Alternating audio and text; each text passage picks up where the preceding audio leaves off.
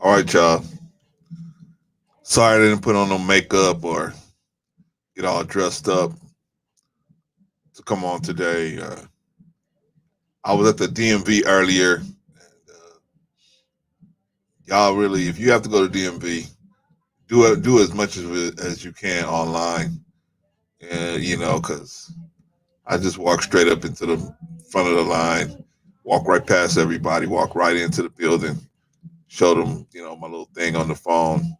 See, actually, that number that's on the screen, you can get that on. That'll be on your phone if you set up everything online. So it'll tell you that number now serving G138. That number will actually be on your phone. And it'll show you your 12th in line, 11th in line, ninth in line, 5th in line, so on and so forth. Um, Hope everybody's Thursday is well. Um, I just wanted to do a live stream today to kind of talk to you guys about um, the Bible and all these religious books. But before I get into that, man, let me shout out everybody. Let me shout out all of my hardcores, all of my hard driving soldiers. You know, I thank y'all for showing up and doing what y'all can when y'all can. So I appreciate that. I know a lot of you guys got jobs. Probably started this live stream a little early before you guys got off or got home or whatever. But hey, that's okay. You guys can. I know a lot of you guys go back and look at it and see it for the next time. So, that being said, one other thing, piece of business is if you can help us by subscribing, get the likes up, subscribe, and share the content so that we can uh, reach other men out there that young men that are, especially the young ones that are out there that may need some guidance. Please go ahead and do that. So that we can get this information out there. What good is this information going to do me? I got it all, and I take it with me to the grave. I'm not trying to do that. I'm trying to leave. I'm trying to go to the grave empty. You know what I mean? So, anyway, uh, so I guess let's get right to the business at hand. And the business at hand is our lead topic. Oh, by the way, you guys, if you want to support us financially, any kind of way, $1.50, $50, $100, whatever you want to do. Cash App is down at the bottom. It'll be in the description. Also, our PayPal in the description. And you can do what you can, man. If you can't, if all you can do is subscribe, if all you can do is share, if all you can do is like, those things are free. I mean, we're not asking for anybody to do anything that they can't afford. Okay.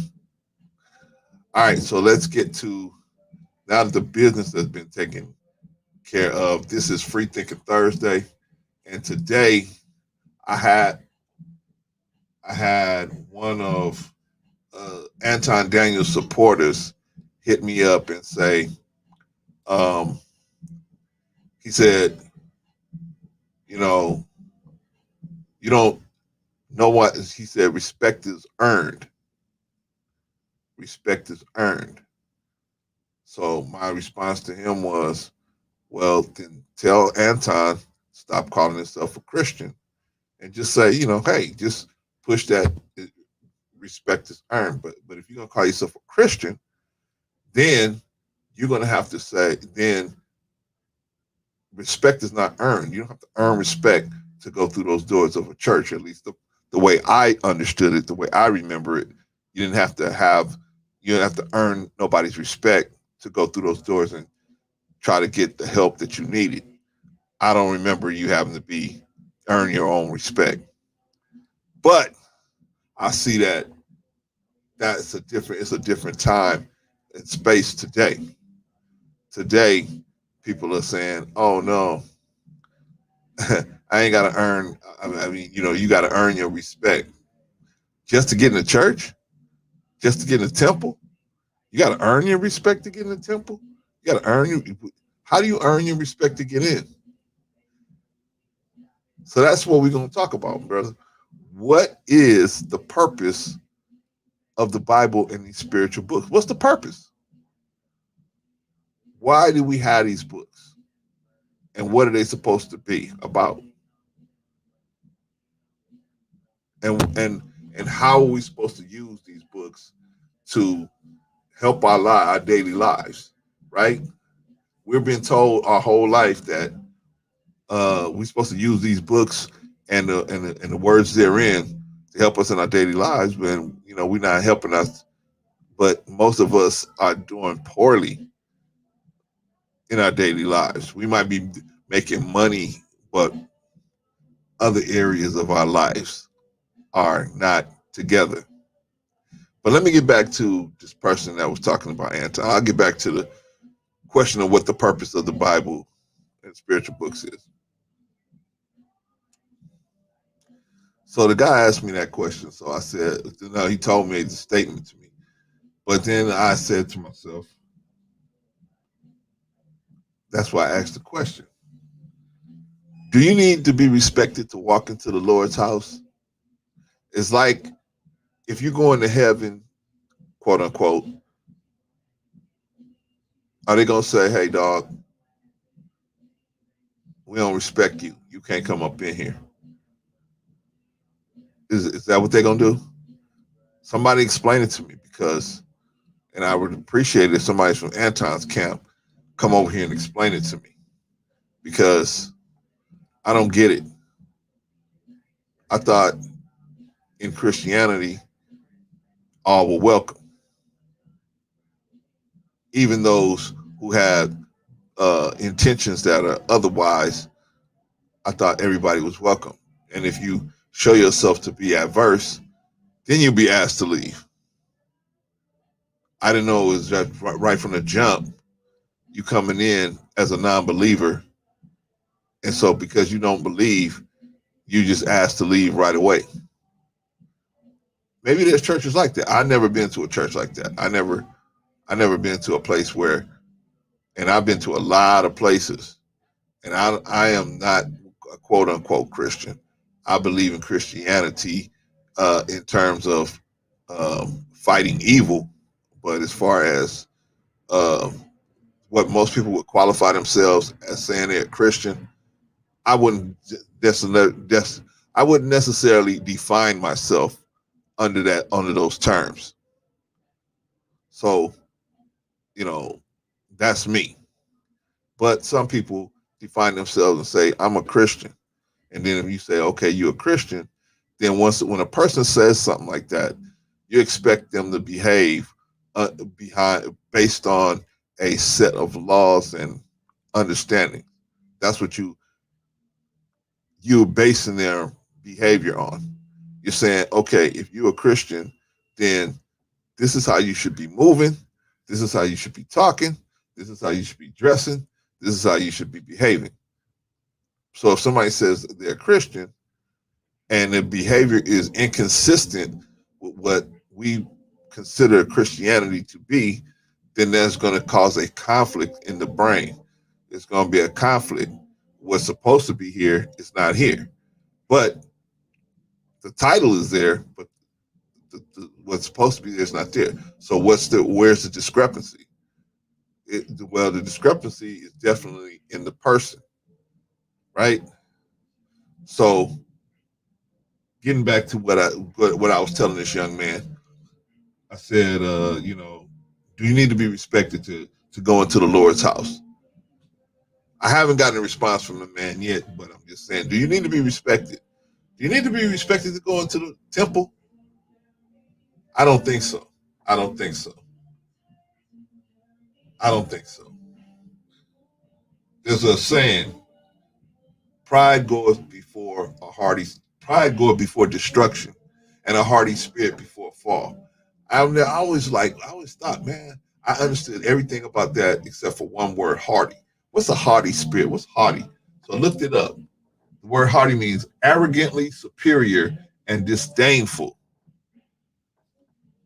Sounds like somebody we know.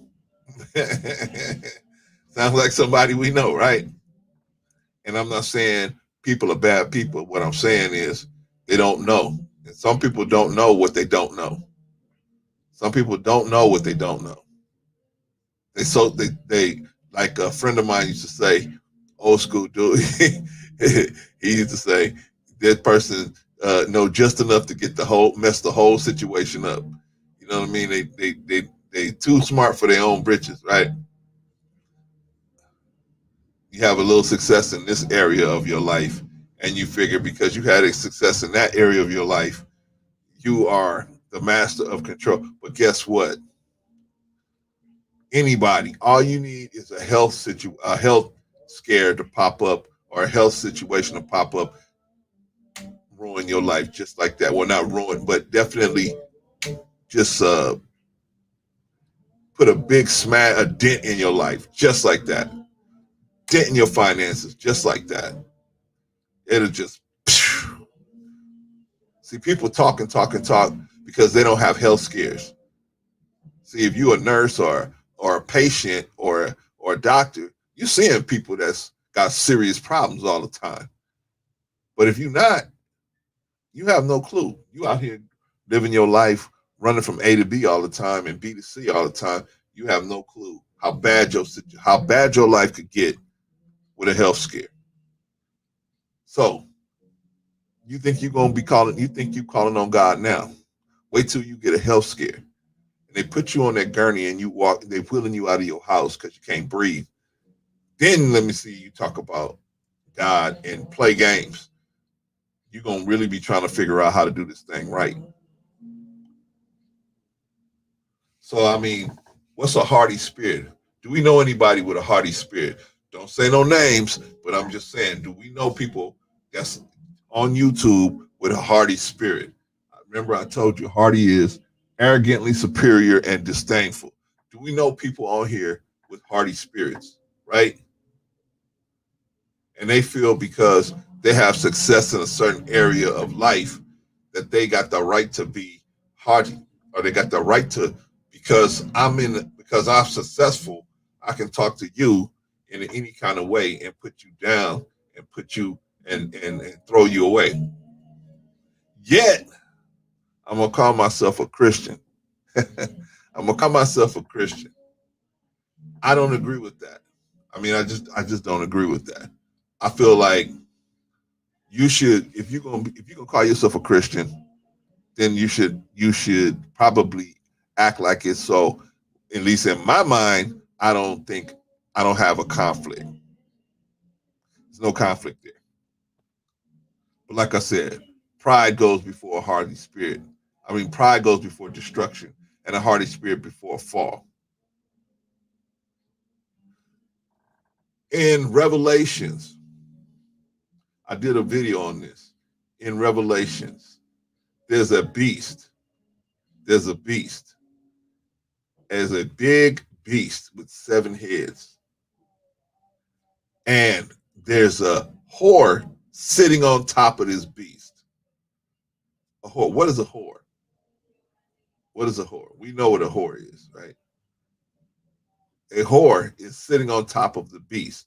And the whore says to the whole world, I sit as a queen and shall see no sorrow. Why is she saying she's sitting as a queen? She knows she's a whore. That's why she ain't saying I am a queen. She's saying I'm sitting as a queen, meaning I'm a whore and I'm a bad person, and who should be sitting at the top is a queen, but I'm a bad person. I'm sitting on the top, and you can't do nothing about it because I'm defended by these demons or this dragon or this beast. I'm this beast, and this beast have all these weapons to stop you from knocking me off. So you must respect me, not because I'm a good person or I'm doing good for the people, but you must respect the threat of violence from the beast. Think about that. How does that relate to what we're talking about as far as these people that saying they're Christian and they said, oh, you got to respect this person because you got to respect me because I got money. I got accomplishments in the business field, so you got to respect me. I can interrupt you, talk over you, do whatever, and you supposed to just take it. You trash because you don't have the accomplishments that I have. Or you ain't, you know, ball riding, sack riding on me. Therefore, you would trash. I don't believe that. I don't believe that. There's nobody that's trash just because I ain't. You got accomplishments in the business field, but I got to sack ride you so that I'm not gonna be, so that I can get your respect. I see people out here making videos and doing things, man. Just they trying so hard to get up next to the next man. And more power to them. I'm not going to try to knock anybody here. That's not what we do here. What we do here is expose the truth, right? Let's get back to our queen. Let's get back to our horse sitting on our beast. Revelations, I think 13 or 14.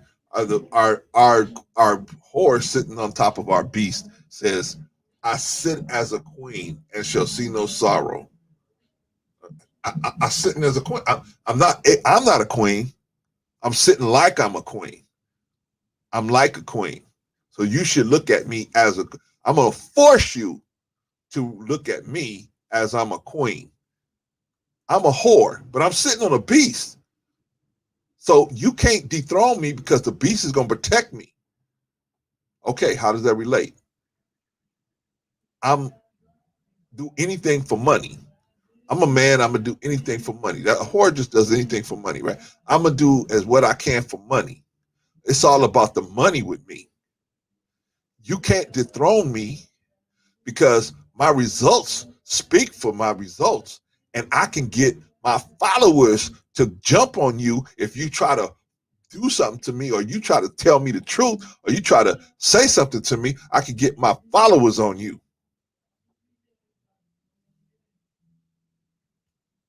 I forgot the word they called it. There's a word they call it, brigading. There's a word. Look in your YouTube and your YouTube or your social media. There's a word called brigading. Brigading is sending your followers out to do something to somebody, encouraging them to go out and do something. That's why they kicked Donald Trump off of Facebook, because he was brigading. You can't brigade. I can't send my followers out to go. People that's following me, encourage them to go out and commit acts of violence or cyberbullying or whatever. That's called brigading. But like our queen, like our horse sitting on the beast, she's gonna brigade you. She's gonna send the beast to, if you try to do something to her, because the right thing is this whore should not be sitting on top of this beast and causing havoc to the people. She shouldn't be there, right? That's evil. And so the people want to always, because of the way we are built as people, we always want to correct evil. We always want to correct evil. If we see evil going, we always want to correct it, right? So the people want to correct that. They see this whore. This whore shouldn't be sitting on top of this beast, but they scared. They can't move against the whore because why? The beast is right there snarling at them. Snarling at them, right? Well, same thing. You got these big YouTubers. I sit as a queen. I sit as a king and shall see no sorrow. Why? Because my followers, I sit on top of all these followers. I got 100,000, 200,000 followers. And they ain't going to let you get to me. We saw that with Tasha K and the lead attorney. She did the same exact thing. Basically. She came at the lead attorney, both barrels blazing, right? She even went so low. I mean, we talking about lower, not below the belt. She went below the knees, right? She went after everything, every piece of dirt she could sling at the man, she threw it. Why? Because she has no fear. This whore ain't got no fear sitting on top of this beast. She ain't got no fear. She said, I sit as the queen and shall see no sorrow. What she mean? I shall see no sorrow. That means ain't nobody gonna defeat this beast. I ain't got to worry about being dethroned. Ain't nobody gonna defeat this beast. That's why you think Tasha K talked like that about the lead attorney? She said, ain't nobody you gonna go against my winos? Nobody's gonna defeat my winos. They'll get my back. My winos got my back. I'm sitting on top of these winos, and these winos won't let you get to me. I'm sitting as a queen. I'm sitting as an important person. But like in that book, a man stood up and said, "O you virgin daughter of Babylon, sit thou down in the dust." Right? She's a virgin daughter of Babylon. She ain't no virgin, but she virgin to being somebody having to go back on her heels, right? Like Tasha K. She virgin to going back on her heels. She was virgin to having to apologize to somebody. Couldn't even do that right. And I'm not talking about the sister. I don't know her personally. I'm just talking about the events that happened. But she couldn't even do that properly, in my opinion. Her apology in no way matched what she said to this man. In no way. But the lead attorney, the class guy he is, he let it go. And he let that situation, he let her talk herself into a bubble. Excuse me. But this is the mentality that our people have. Our people have this mentality like, what? I got all these followers on Instagram. I got all these followers on YouTube. So I sit as a queen. I'm never going, I can say what I want. I can do what I want. Who can defeat me? There's a good book. There's a book out there called, oh man, the Epic of Gilgamesh. The Epic of Gilgamesh. It's a good book. There's a book out there you need to read called The Epic of Gilgamesh. Gilgamesh. And this person, Gilgamesh, was a king about 4,000 years ago. Right? And in that, at that time, he was the most powerful. He was the handsomest guy in the kingdom. He was the strongest. He was the smartest. He was the fastest. He was the best guy out there. And nobody could stop him. He just started taking more liberties and more liberties and more liberties. He finally got to the point where he started, when a couple got married, he would be at their house waiting on the wife to come in so he could take the wife's virginity before the husband.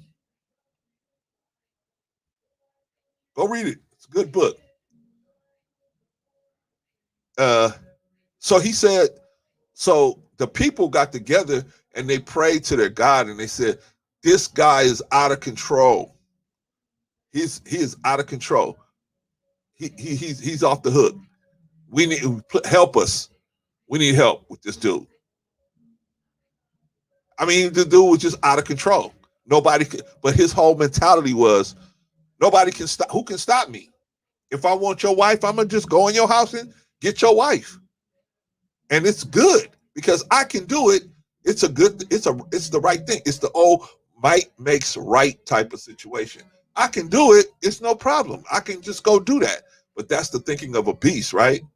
That's the thinking. A lion looks at a gazelle and says, hey, I'm bigger than you. I'm faster than you. I'm stronger than you. I'm hungry. You my dinner. And that's the way it's supposed to be. But that's the way it's supposed to be for wild animals. A beast in the field, right? We're not beasts. We're not supposed to be beasts. We're not supposed to be beasts. We're supposed to be human beings. So there's a different set of laws for us because we're supposed to be operating on a different level. Now, I will say this. I'm going to get to this point. People think, oh, well, the Bible, the Quran, the Torah, those are books that came at a certain point in time because of, well, so what was God doing before that? What was happening before that? Well, the situation before these books came, you didn't need no books. The original man didn't need no books because we was taught directly. We were taught directly. Adam was taught directly. Do you think God gave Adam a book? God didn't give Adam a book. He taught him directly. So he already had this knowledge in his head already. He already been taught. So you only need books when a new person comes, and you have to figure out how to deliver this information to this person. Now you got to have books come in because this person doesn't know how to, they can't receive it. They didn't get taught directly. So what is the purpose of the Bible and spiritual other books? What is the purpose? The purpose of these books is redemption. The purpose is redemption. The purpose is redemption. Redemption is the baseline for the Bible. It's the baseline for the New Testament. Redemption. The Old Testament is not so much focused on redemption as focused on reality. The New Testament is mainly focused on redemption. How can you turn this situation around? And how can we do that? What tools can we use to do that? What tools can other people use? If I have a situation, I'm running a church, and what tools can I use as a pastor in a church to help turn somebody else's life around? I can use forgiveness. Forgiveness. That I can forgive you for what you did. But most people don't practice forgiveness. They got hard hearts, stiff necks, and rebelliousness in their system. And it's hard for them to practice forgiveness. When was the last time you forgave somebody for something? What I mean by forgiveness? What I mean by forgiveness is, when was the last time somebody did something that you didn't appreciate and you forgave them and you did, you know what? Let me tell you what forgiveness is. Forgiveness is not that you forget. Forgiveness is a reset for the person that did something to you. Man, I ain't gonna forget this person. I ain't gonna forget this person. No, listen. There's levels to what I'm talking about, or there's lines of demarcation. What I mean is, there's some things you can forgive, and most things you can forgive. Yes, there's a line. When the person crosses a certain line, you can't forgive that. Only thing you could do is remove yourself or remove them from the situation. But that is not right off the bat. Most people, it takes time for something like that to happen, right? It usually is a break in trust for something like that to happen.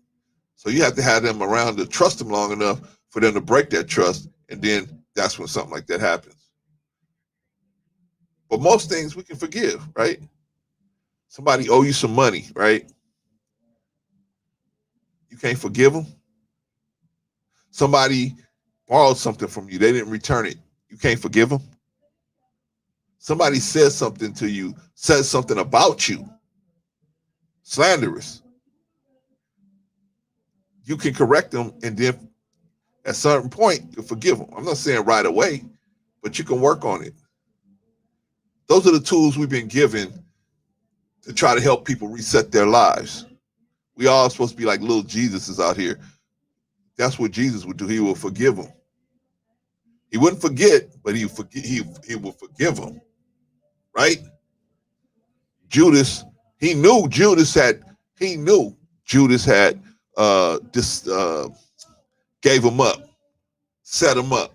He knew Judas had set him up, but he still forgave him. He still forgave Judas. even after he set him up. Even when once he got kissed, he knew what time it was. He betrayed the son of man with a kiss on the cheek. Yeah. But even with the money, see, we in our spirit as people, man, most of us, we are so, especially black people, we are so spiritual, such spiritual people that we can't, we really do some foul, effed up stuff. It's hard for us to even enjoy. Now, I'm not saying all of us are like that, because some of us, we're so cold, we can step right over somebody having real major problems and still enjoy our day. But most of us are not like that. Most of us at least would try to help somebody if we can. What's the point of these? What's the point of the Bible? The point of the Bible is redemption. What is the other tenet to redeem somebody? You got to be able to redeem somebody, you have to have mercy on them. What is mercy? Mercy is undeserved kindness. I don't see, when I'm showing you mercy, I don't have to do that. I don't have to be merciful to you. I don't have to. Mercy, you didn't do nothing to earn me to be merciful to you. You didn't do nothing. Merciful is me, is the God in me reaching out to you to try to help you. And the same thing for you. Mercy in you is the God in you trying to help me. Right? You see me fall, I'm walking, you see me fall down, you come and help me up off the ground. That's mercy trying to help you. I got some comments. Hold on, y'all. I'm just talking. Y'all know I can go if y'all talk. JP in the house. What's up, JP? It's just probably just me and you, girl. What's going on? Let me see here. JP, so glad I made it, bro. How's the spirit? I'm good, JP. I'm good as always, man. God has blessed me so much. The English language cannot do it justice how God has blessed me, but I try to use it, do the best I can with it. I'm blessed. Hope you are as well. Are kindness and compassion the same? No. In my opinion, here's why I'm gonna explain that. Kindness is you just being nice. You just giving somebody something. You just showing them that you're nice. Compassion is when you actually try to understand their position in life. That's the difference. You can be kind. It's two things. I see somebody that's hungry. I can get them a sandwich. That's kind. I can get them a sandwich. Or I can get them $1. But what happened the next day when I go out and I see that same person? I'm gonna have to give them another $1, right? And another $1 and another $1. But if I'm compassionate, I'll try to find out what the root problem is and try to see if we can fix the root problem. So now I don't have to give this person $1. They can go out and get their own $1 working for it or whatever they got to do to get that $1. See what I'm saying? It's different. Compassion is much deeper. I don't know you know this. I know you're just putting questions out there, JP, but I'm just for the other people out here. Compassion, you got to go deeper for compassion than kindness. They have the same, they start out the same, but one goes up to here and the other one goes way up to here. Okay? JP in the house. In a world where be kind is a slogan, wouldn't it be better to teach people to do the work of compassion? Yes, but that's the problem. It's work, JP. Nobody wants to do the work. Nobody wants to do the work. It's like all these black men, they run from fatherhood. It's just too much work. They run from marriage. It's too much work. See, if you just hitting and running and bagging and tagging, there's no responsibility there. So you can just do whatever you want. You don't have to deal with real problems. You know what I'm saying? But now if I can be compassionate to a person, now, just like in that movie South Central, where the guy said, hey, I was just trying to help. And then so the guy said, yeah, well, helping is costly. Helping is costly. Being compassionate is costly. If you actually want to help somebody in a real way, it's gonna cost you. So most black men, they never really saw that, especially a lot of these guys that raised from their mothers. See, if you ain't saw no man have to suffer with dealing with a family and dealing with children and dealing with a wife, you haven't seen that, you're gonna come out here and you're gonna be the Ku Klux Klan's advocate out here in the black community. You're gonna be an advocate for the Klan. You're gonna just come through hitting and running, breaking up families, tearing the women apart, tearing the children apart, and that's what you're gonna be. Unfortunately, but our young men don't see that. They think pimping and women that's black people are the only people that think like that, right? If you go to the white community, they will never say pimping women is a good thing. If you went to the Asian community, they would never say pimping women is a good thing. You went to the Latino community, they wouldn't say pimping is a good thing. The only community you can go to where the men will say, yeah, pimping women, that's a good thing. Yeah. And it shows the mentality of the men. So many men have been raised by single moms. They don't know what a real man looks like. They think a man that faces and deals with his responsibilities and suffers through them is weak. They think that's weakness. Anyway, talking too much, JP, let me know. JP, what is the work involved in being compassionate? Does doctrine provide the foundation for that work? Yeah. You know what the main thing is to be compassionate and being compassionate? Suffering. You're going to have to endure the incompetence of the other person. That's the problem. I mean, if you're going to help somebody and you're trying to get them back on their feet, they probably will still have demons in them. Okay, how do you know they got demons, Brother Clarence? Because the main way that you know somebody has demons in them, we ain't talking about spookism. We're talking about entities that can enter your body, just like a virus can enter your body, and the virus tries to control whatever part of the body it goes to and settles in. Demons go to the brain and they try to control the electrical activity in the brain. Period. The end. Right? So when a person has lots of demons or they have high demon activity, what happens is they have incompetence at some point. They have blatant incompetence. You see them doing good in one area, but so they're functioning idiots. I know you looking at somebody who had it, been there, done that. You know what I mean? So you competent in one area, but you're incompetent in some part of your life, and then it starts to spill over into other parts of your life. The incompetency, the work involved in being compassionate.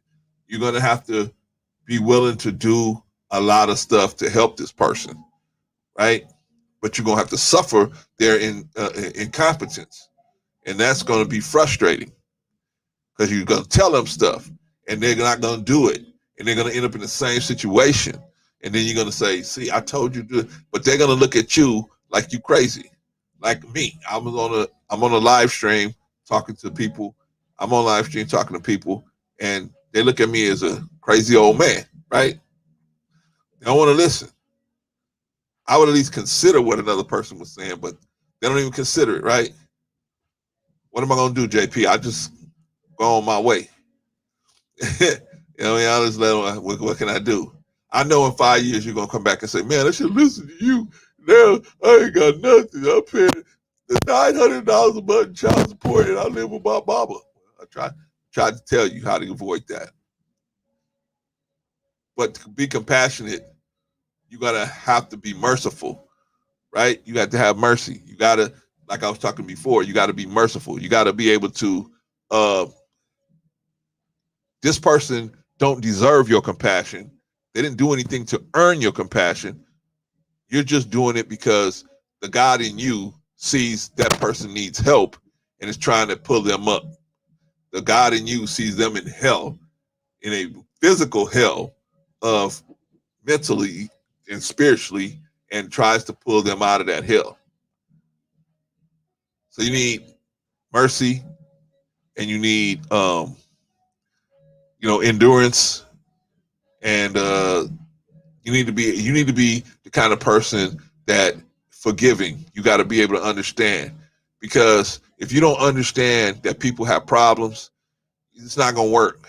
It's gonna be difficult to be compassionate when you sitting around saying, everybody who got problems, they just trash. They just you. That it's gonna be difficult for you to be compassionate in that frame of mind. You're gonna have to be able to understand, man. Things, everybody ain't as fortunate as me. Some people have some serious issues happen to them, and that don't mean they trash. That just means they haven't yet came to the realization that they can self pick themselves up out of that situation. Does doctrine provide the foundation for that work? Yes. As all the books that I have read, the Old Testament, the New Testament, and the Quran, and plus other books, they all lay out a foundation to help to be compassionate to other people. You know what I mean? Not so much the Old Testament, but the New Testament, Quran. Yeah, they lay out, man. Hey, and even the Quran is depends where you're at, but yeah, there is a lot of compassion in there. The whole book starts out with telling you that God is the most off returning to mercy, meaning he's the one. Our best work is as dirty rags to him, right? So he has to overlook all that to still try to help us to be better people and representatives of his word. Our youth are running from religion but crave structure. Does suffering create the structure, or can it be put in them? JP, I think they're running from religion because they see the pastors as pimps. They see these pastors with these big jet airplanes and big homes, and they see their grandma, barely can pay a light bill, barely can pay this or barely can pay that, and so and still giving them money. They say, man, it's a hustle, because they look at it like they look at church as a business. The young people look at church as a business. So they look at it like this. If you're giving them money, how come you still got diabetes? If you're giving them money, how come you still got kidney disease? If you're giving them money, how come you got liver problems? How come you still drinking? If you're giving them money and listening to them, how come you still got these problems? So they see it as a business. What they look at it as a business to customer business, whereas the church is the business and the grandma's the customer. So they look at, they saying, hey, the customer is being cheated because I'm giving you money. I should get some type of something in return for the money I'm getting, right? So that's why the youth are leaving the church, because they are running from the church, because they see it as a business. They see it as a business to customer business, and they don't see it as something that's that where they can get information to try to live their lives in a good way. They don't know that their lives they're in peril. They don't realize that. Does suffering create the structure, or can it be put in them? It can be put in them early. If both, now this is the caveat to that. If both spouses respect that that's what you're going to do, yes. But if you have one spouse that's one way and another spouse that's another way, it's going to be conflicts. And let me tell you what happens with children with conflicts. That's why I say you should never fight in front of your children. What happens with children with conflicts is that most children are, especially in today's world, they're looking for the easy way. They're looking for everything the easy way. These children don't remember. Remember, JP, when you used to have to go and stand in line in the bank to get some money? These children don't know nothing about going inside the bank and standing in line for some money. They got an ATM card. They go right and get the ATM card. They don't even remember. They don't even know nothing about that. They want everything right away. Bang, bang, bang, bang, bang. If it don't come right away, boom, they go. They don't get instant gratification. Boom, they go. Suffering is part of being a man. I don't know about a woman, but suffering is part of being a man. It's part of manhood. You have to suffer. You have to go through pain, because the pain is what makes you come out the other side as sharpened steel. But if you don't go through the pain, and you won't go through the pain, then it's hard for you to build yourself up as a man. Now, a female, I don't know if a female can suffer. I think a female, if she's willing to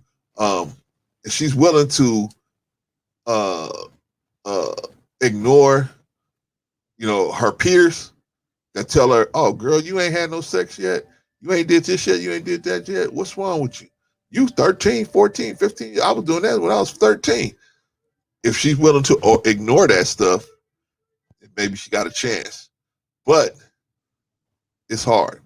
But we talking about young men. On this channel, I try to stick to young men, because as the young men go, the young women will go as well, because they ain't gonna have no choice. And suffering doesn't create the structure, but allows you to work within the structure. It allows the person to work within the structure so that they can, when you see the structure, you can work within it and you know what's going on. Like, I know I don't want my daughter out there walking around the street. I don't have any daughters, but I don't want my daughter out there in the street with her breasts and her behind hanging out. So I know that. So once I understand that from the beginning, then I set up the structure to create that to happen. Can't do this, can't wear this kind of clothes, you can't do this, can't do that, can't do this. Now after she get grown, okay, she gonna do what she wanna do. But I'm gonna keep that structure until she's out of my house. Women of to JP, one more time. Women of today would say it is part of womanhood. I say as a result of moving injured or out of fear. What is part of womanhood, JP? What exactly are you talking about? Go ahead and let me know what you're talking about in particular, so I can address that. But yeah, so we talking about structure. That's what these books offer us. These books offer us structure, right? The Bible, Quran, Torah, they offer us structure. They offer us a way to live where we can be as close to God as we can possibly be, if that's our choice. And it's up to us. Ain't nothing stopping us but us. But we will let outside forces, our peers, put pressure on us to do other than that. Man, come on, just take it. Just smoke this Primo. I saw JP. I saw your show with the marijuana, and I don't have nothing against medical marijuana, or people using whatever they got to use to ease their pain. As far as a natural stimulant, I don't have no problem with that. So, I've seen people that have been really suffering with cancer. I used to be like, man, I wouldn't smoke marijuana but that's me. But I've seen people who were really suffering with cancer patients, kidney patients, liver patients. I've seen people that are really in pain, and the only thing that helped them was marijuana. So I'm for it. If people have a serious situation, and if people are using it recreationally, that's their business. I'm not in their business. I would never suggest to somebody to use I would never suggest to somebody to use marijuana recreationally, but I respect their um, their choice to be able to do that. I respect that. You know what I mean? But I definitely know that there's some people that really need it for health reasons. They really need that. So I try to respect everything. I try to respect everything. But anyway, um, come on, JP. You said women of today say it's a part of womanhood. What is a part of womanhood? What exactly are you talking about? This part? Well, let me assume so I can move the conversation. Uh, you said women today would say it's a part of womanhood to wear their clothes a certain way, right? The way they say wear clothes a certain way. I got people hollering and screaming in front of my office. Man, see, that's the bad part of being on the first floor. Anyway, what we talking about? Oh yeah, women today say it's part of manhood. What's a part of manhood? Womanhood. I mean, what's a part of womanhood is being dressing inappropriately or dressing inappropriately for being outside of the home. There's a way you can dress in your home that would be just for your significant other. That's cool. But when you leave the house, you shouldn't be dressed like that because other people are going to look at you as the way you're dressed. Dave Chappelle gave us Dave Chappelle gave a perfect example of this. He said, "You know what? You're right. If I see you as a woman out here dressed with your boobs hanging out and your butt hanging out, I shouldn't treat you like a whore. I shouldn't. I shouldn't think of you like that. I shouldn't. But you are dressed like that, and mistakes can be made. A mistake can be made."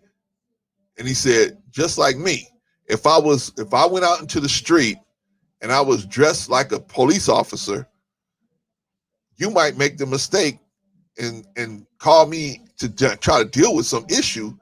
And I say, wait a minute, just because I'm dressed like a police officer doesn't mean I'm a don't mean you could just pull me into some situation, right? So clothes do matter. Clothes do matter. When you outside of your home, clothes do matter. But it's hard to sell that to women because women are told you can wear whatever you want, don't matter how big or small or how well really how big you are. You can wear whatever you want to wear. They use a person like Lizzo, unfortunately. They use a person like Lizzo, unfortunately, to promote that type of issue and promote unhealthiness to black women, promote them to be unhealthy. What woman is healthy at that size? See what I'm saying? But they promote that. You don't see white women. You don't see a white woman that's even Adele, who was really big, lost a lot of weight. She lost a lot of weight because why? They don't promote that kind of situation to white women. Anyway, I say it as a result of moving injured or out of fear. I don't think it's out of fear, JP, that they dress like that. I think it's what it is they well, it might be out of fear, but it's out of vanity. It's out of vanity. It's to compete with other women. It's no longer to get a man to look at them. They don't have to do that no more. They got likes on they get all their attention on social media now. So it's no longer to get men to look at them. They doing it for the actual to compete with other people to say so people will say I'm prettier than this person. It's really sad. It's really sad. And to get the attention of low down men, because only low down men are gonna give you attention when you got in the street dressed like that. Um, Thank you so much for watching the show. I appreciate your perspective. Yeah, I saw it last night, JP. I caught a little bit of it. I caught it right when you was about to shut it down, and then all of a sudden, a couple more people popped in there, and you were like, "Well, shit, I'm gonna just keep on going." I was like, "Go ahead, girl." I was just watching it on TV, so I couldn't type anything to you, but I was like, "Man, go ahead, girl." Um, I appreciate your perspective too, JP.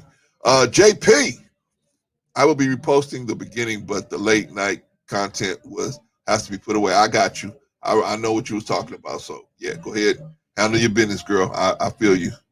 Um, yeah. So anyway, let's get back to our topic, man. let's get back to our topic. What was we talking about? Oh yeah, we was talking about the purpose of the Bible and other spiritual books. So we talking about the purpose of the Bible and other spiritual books. What is the purpose? Well, I said already before that the purpose of these books is redemption, right? That means that we're supposed to be using these books to help redeem people. What is redeeming people? That means redeeming them fit for society, right? Redeeming them. We're supposed to redeem them. They was deemed fit for society. They fell down, and now we're picking them back up and we're redeeming them fit for society. JP, let me see what you got here. What is thorough? What is the thorough current in religious doctrine, and is there a way to make it more palatable for today's youth? No. There is no way. You can dress it up. You can put Kurt Franklin in. You can put more bass lines in it. You can jazz it up. But there's nothing that's going to bring, especially the young men, into that church. The only thing that's going to bring them in there is if they see. The only thing that will bring them in there is women. But it has to be more men than women for them to actually have to go in there. But the situation is set up, like I told you before, there was an abundance of women. So men don't have to go into the church no more to find women. They don't have to do it no more. See, before, back in the 80s and the 70s, it was more guys. It was more available men than available women. So, because why? I told you guys back on the other live stream, women were making their relationships work. They were willing to stick out their relationships more in the 70s and 80s. They were willing to work more. Once you got people like Jenny Jones, Oprah, and Tyra Banks, and Ricky Lake, and Wendy Williams on the air, telling women to leave a good man, leave this man, just because he made a mistake. Now women are leaving. One mistake. Man make one mistake, woman's gone. Bam. So now you got so many women that's just out there. You got so many available women out there. Men don't have to go to church no more. That was one way of getting them in there. They should have been coming in there just for the word, right? But they're not coming in there just for the word. The women, they were going in there because they wanted a good woman. And then when they got in there, they found out, oh, I'm getting more than just a good woman. I'm getting a church family. I'm getting, all of these. I'm getting a network. I'm getting all these resources. Hey, this is the place to be, right? Young men don't see it that way no more. Like I said, they see it as a business. They said, my grandma's giving you money, Mr. Pastor. How come she still got diabetes? My grandma give you money every week, and how come she still, got psoriasis? My grandma is giving you all this money, and she got white Jesus on the wall. How come, she still got COPD? See, they see it as a business. They say, hey, man, you paying, but you ain't getting nothing back for it. What? That don't make to the young guy, that don't make no sense. Young men, that don't make no sense to them. So that's why they're not coming back. They're not coming to the church no more. That's why, remember I said, JP, you can't be out here saying, you got to be this religion. You got to be Christian. You got to be Muslim. You got to be Jew. You can't do that anymore. It's just, that is outdated. And especially in this situation, like I said, where the women are outnumbering the men. That's why these preachers are always catering to the women, because there's so much more women in the church, so many more women in the church than men. You have to cater to your audience, and your audience is all single moms. Then you got to cater to that audience, or you're gonna go out of business. I get it; it's a business, and these young guys can see it, but they see it as a hustle. They saying, "Hey, man, this preacher's hustling my grandmother. My grandmother sending her ties to this man, and he ain't getting nothing out, and she ain't getting nothing out of it. Her foot's still swole. You know what I'm saying? Her hand's still swole, still diabetic. How come they won't heal her? If they got all this God in them, how come they won't heal her?" That's how they look at it. They don't look at it as a structure of living. They look at it as a business. And that's how come we can't get these young dudes today. And you can't make it palatable for them. Well, you can make it palatable for them, but how you have to do it is you have to take, you have to make it, you have to unbusiness it, where you have to say it like it's not a business anymore. How it's just a structure and a way of living, and it's for you to take if you want to take it. And what you're doing is actually just donating. See, if you say it that way, maybe they'll understand it. But if you say, like a lot of these preachers, especially the ones on TV, a lot of them will say, pray with me. Let's pray for your grandmama's foot. Put her foot on the screen, right? But you can't. And the little boy sitting there watching that, and then he still say she put her hand on the screen, she put her foot on the screen, and she still got diabetes. This dude is running a hustle. And then he look at him have a Maybach. He has the preacher got a Maybach. The preacher got a jet, a $40-50 million jet. These dudes, he got mansions. These young kids, man, and young boys especially, they say, man, this dude is hustling my grandma. And I ain't gonna be down with nothing like that. So that's the problem we having. JP, how can we use YouTube to draw them in and give them a dose of doctrine and compassion? Well, that's what we got to do. We got to figure it out, JP. I'm trying to figure it out. You trying to figure it out. We trying to figure it out. And if we attack it from all different sides, that's why I say it's not no one person, no one way. It's going to, Kevin Samuel's going to get some people. Then O'Shea Jackson's going to get some people. And the lead attorney is going to get some people. JP, you're going to get some people. I'm going to get some people. But if we foundationally agree on some things, then no matter where they go, they'll see that we foundationally pretty much agree on the same things. We may have different methods, but we foundationally agree on the same things. And that's how we're going to have to do it. As far as the doctrine of compassion, let me tell you, the only way compassion is learned. You have to see it. You have to see it. You have to see somebody be compassionate to another person before you can understand that concept. Somebody telling you about compassion is not going to get it. So we have to be on YouTube. We have to be the compassionate ones. That's why I'm always having issues with Anton and people like that, where I don't see that compassion in there. They have good content up to a point, and then after that, it's devoid of, the compassion for the common man, which is what we're supposed to be doing. I mean, that's what these books are supposed to be. If you say you're a Christian, then we're assuming that you're going to be trying to help people live a better life. Anybody you come in contact with, you're going to be trying to help them live a better life. But if you're not doing that, then how can you say just stop saying you're a Christian? That's what I told that dude that came for me about Anton today. Stop telling me you're a Christian. I mean, I'm not trying to say you got to do that, but stop saying you're a Christian if you're not trying to help nobody. I mean, that's cool. But being a Christian, if you're trying to be a Christian, you're supposed to go out and try to help people. That's really the baseline of that situation. You ain't supposed to go out and be rich. Being rich is supposed to be a side effect of you conforming your life to a set of disciplines, whether it's business discipline, science discipline, whatever. Getting rich, that's supposed to be a side effect.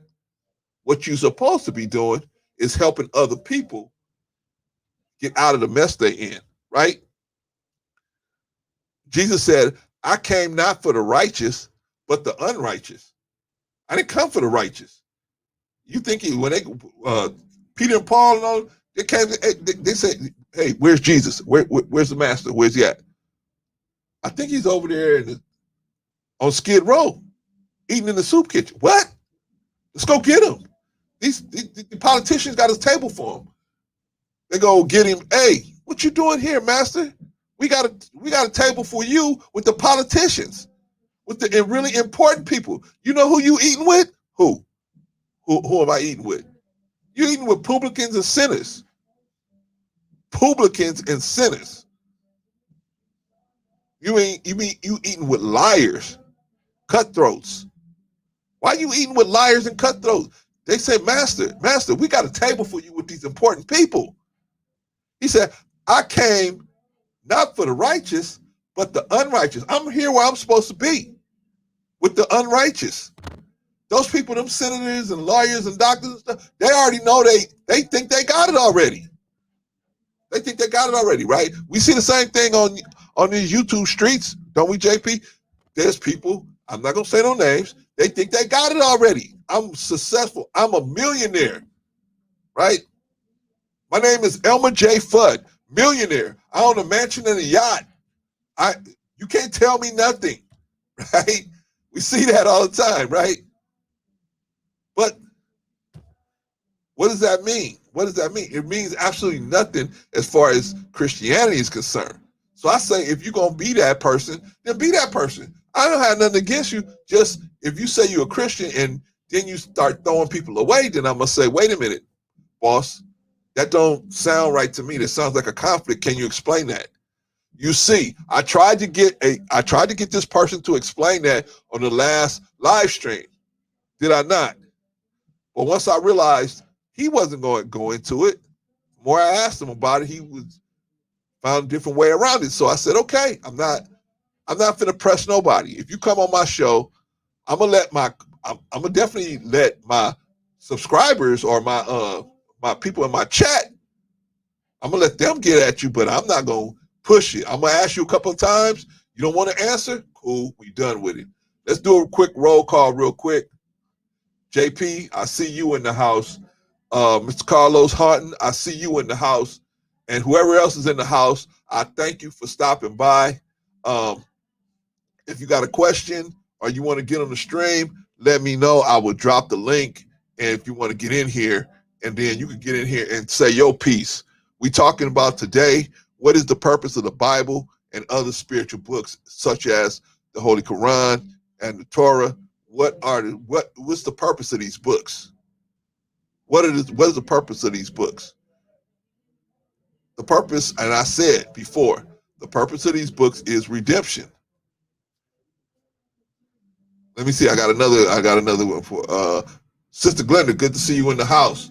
Hey, Brother Clarence, I was brought up being community oriented before I even knew about religion. Yeah, you know what? Some of us have been, JP. Glenda. Some of us have been brought up that way, but everybody hasn't.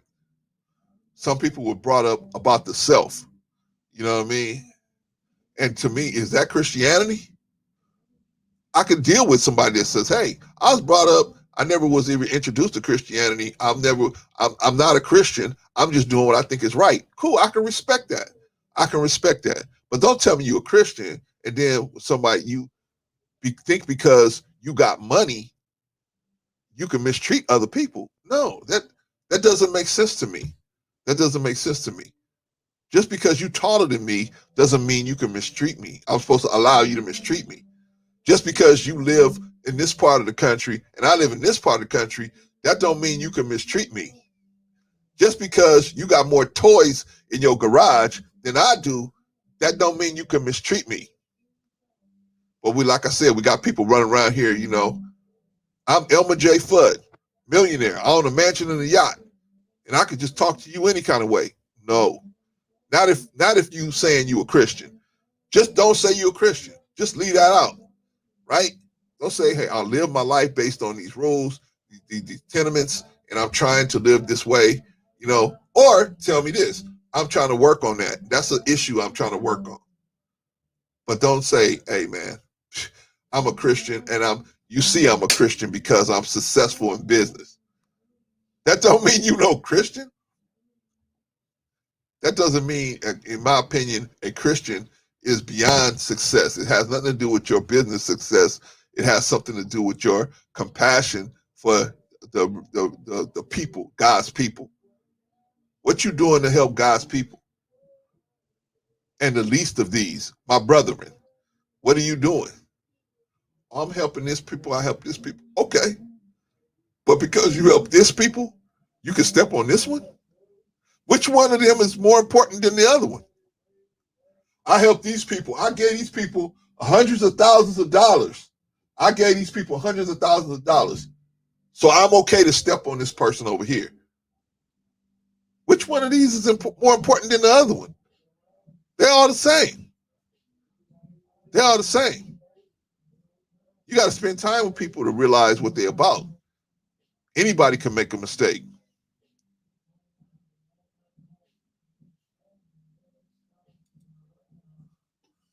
Assalamu alaikum, my queen Glenda Shivers, my life and my wife. Right on, Brother D.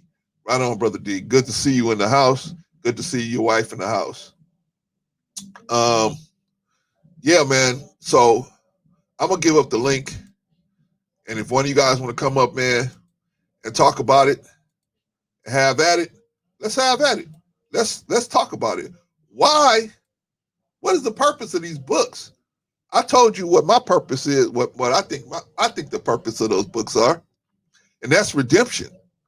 The whole New Testament is pretty much describes redemption. Paul's redeemed. Peter, Judas. I mean, all these people are redeemed, right? I mean, that I think is what the book is about, Bible in particular. But what are these books? What are these books are supposed to be accomplishing? Why would a God, an all-knowing God, give us this information? For what purpose? For us to step on some and keep some? I don't. For those of you guys just coming in the chat, let me go over it again. I had a person hit me today because of a video I made about a certain YouTuber, and this person said, "Hey, respect is earned," and I said, "I can dig that, but just say you're not a Christian." Or then I pose this question: do you need to be respected to walk into the Lord's house? Do you need to be respected to walk into the Lord's house? Meaning that what do you got to do to earn the respect of the person, the usher at the door of the church, to get into the church? What you got to do to earn a respect? I thought anybody coming into the church is supposed to be welcome, right? I mean, that's the way I came up, right? Walaikum salam to you, sir, Brother D. But I thought you're supposed to be able to come into the church or the temple. Let's not pick on the church, the temple. I thought you're supposed to come in the temple. You're supposed to be able to come in the temple any kind of way. Now you can't. Now I will say this about the temple. You can't stay that way. You can come in that way, but as soon as you come in, we're going to start working on you to try to get you straight, right? But that's the temple. I haven't been in the church in a long time, since I was probably in my teenage years. Last time I was actually going to church on a regular basis. But it's probably the same. I mean, it's nothing you have to do to walk in. You don't have to do nothing to walk into the temple except for go in. You don't have to do nothing. You have to pay to get in. You have to do nothing. Of course, we're going to ask you to support the ministry if you believe this is something that makes sense to you, just like in the church. If you believe T.D. Jakes is telling you something that's going to help your life, then of course you're going to ask you to support it. You should support people that's helping you in your life. Let me see what Brother Carlos said. Thank you, Brother Carlos. Ministry of Reconciliation. Yeah, man. I mean, like I said, on this channel, we don't push no one religion. We just push the oneness of God, because in the oneness of God, there's, like JP was talking about, a structure that will help us live together in peace. So you have to have order to live in peace. This is what I was trying to tell Anton Daniels, that you have to have social. I was trying to tell Daryl the same thing. Those two are mortal enemies. I realized that after the outset, those two are mortal enemies, and I don't know who's going to be able to patch that. I certainly don't have the power to patch that up. So, but I respect both of those brothers, but I can't work that out. But I was trying to tell both of them. See, Brother Daryl has made some comments about Anton's wife. And so I told him, I said, man, you can't do that. He said, but if I'm in a war and I'm in a wartime situation, I'm going, I'm going to bring all guns blazing. And I said, well, brother, you ain't in a war. I was trying to tell him this. I don't think he was having it, but this is what I was trying to impart on him, is that this is your brother. You ain't in a war. You just talking to him. You can talk to him. You don't have to threaten or disrespect his wife because you're dealing with him. Why would you talk about his wife? And where do you think that's going to go? If you multiply that out, where is that going to go? But anyway, what I was trying to tell him and Anton the same thing. He wasn't having it either, right? I'm a millionaire. I go on a mansion and a yacht. I don't need to listen to nobody that ain't got a mansion and a yacht. Cool, no problem. Anyway, what I'm saying is we have to have social norms. When you have lots of people together, you're going to have order. To maintain order, you're going to have social norms. Just like when a fire truck comes down the street, the social norm is everybody gets out the way and lets the fire truck go so it can get has the fastest route to get to the person that's in trouble. That's a social norm. Okay, well, we have to have social norms with each other. I can't be talking about people's wives. We can't, because that's going to create a situation where violence may erupt, right? I don't know this man. I don't know Anton. If I might say something about his wife, he may show up to my front door. He may get on a plane and show up to my front door, right? I mean, you can't control how somebody's going to handle once you start insulting their family members. You can't understand. You can't control that. So how?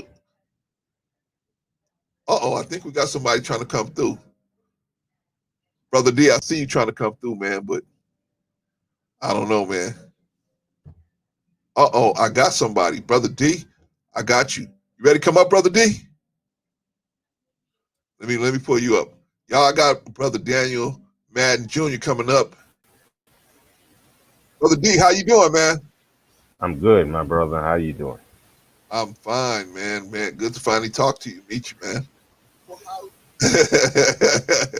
Appreciate you and your wife stopping through all the time, man. Brother right. D, what do you think about this situation where with the spiritual books? I mean, what do you think? What's your opinion on what the purpose of these books were for and what they were given to us for, and what we should be doing with this information? What is your opinion on that? How you doing, man? Good, my brother.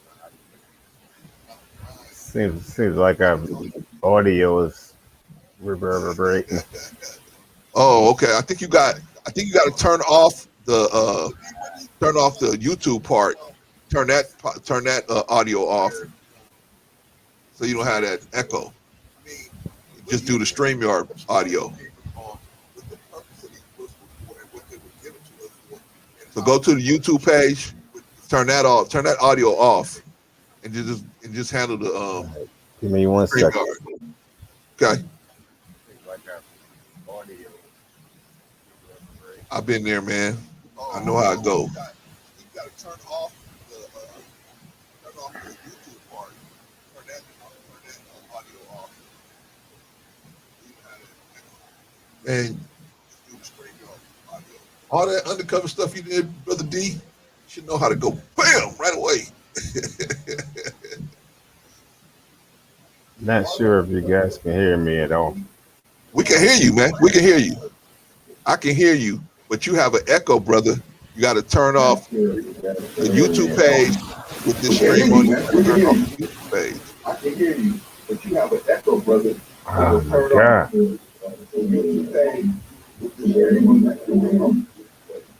Sister Glenda, go help this man. Gotta turn off you gotta turn off the YouTube page, brother. Turn the volume off on the YouTube page. There you go. Let's get to some more stuff. Brother D, take your time, work it out, brother. It ain't like I got a whole bunch of people on the panel. Take your time, man. I think you muted yourself. So you got to unmute yourself.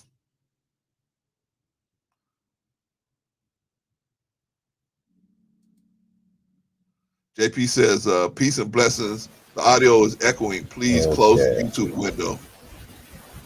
Not Please because close it's the used, not used to this YouTube stuff. Yeah, man, it's fine. No problem, man. Takes a minute. You go to the YouTube window and you just either close it or close the audio. Oh, okay. Oh, Paul brother dropped off. All right, he'll be back. Thank you so much for your service and joining the panel, Daniel Madden Jr. Yeah, he'll be back. I think he's got his. I think maybe Sister Glenda will explain to him how to close the window or just mute the window so he doesn't get that feedback. Anyway, y'all, where was I? We was talking about the spiritual books and what the purpose of them having them here for. Oh no, I was talking about the situation with Anton and Daryl. Okay, so I'll try to tell both of them. You have to have social norms. You can't have a society without social norms. What do you mean by social norms? Social norms is what keeps a society have order. People are not going to just be pulling out a knife or a gun, killing each other. You got to have social norms, right? And the dissolution of social norms killed the Roman Empire, killed the Greek Empire. It killed those empires because they let go and relaxed their social norms. They had such wicked leaders. They had such wicked leadership that the leadership, people like Caligula and others, Nero, others, they decided to go against the social norms and decided to do their own thing, right? They wanted to have sex with animals, with people, with their own family members, they children, well, they did whatever, right? Okay, well, when you social norms gonna give us peace, and when you break that peace, you break people's peace, they're gonna be moved to anger, and when people are moved to anger, they don't think right. They don't think like they're supposed to when they're angry because anger is supposed to be the last option for them. That's why God put it in your brain to be the last option. Because now you angry, you're not reserved to not do something. See, if you get angry enough, you'll kill somebody, right? If you get angry enough, if they do something that warrants that to you, you could do it, right? You come in the house and you find, uh, God forbid, a family member that has been hurt, injured, or worse, and you find a culprit standing there trying to escape. They worthy of death, right? You got to be, you got to be angry enough to be. You have to be able to have in your brain a place where you can go, where you can be, you can, you don't have no mercy for nobody. That place, but it's has to be a small place in your head. Can't be the largest place in your head. Got to be the smallest place in your head. Because if it's the largest place in your head, we won't have a society. We'll be killing each other. Everybody be walking down the street killing each other just from looking at each other, right? Let me go to another. Let me go to JP. At Carlos Horton, can you expand on that? Music has made loyalty attractive using the wrong imagery. Can you suggest ways creators like Brother Clarence and myself can overtake the narrative. Yeah, man. Brother Carlos, if you can go ahead and push that out there, hey, I always listen to JP. I may not get it right all the time, but I try to listen to JP.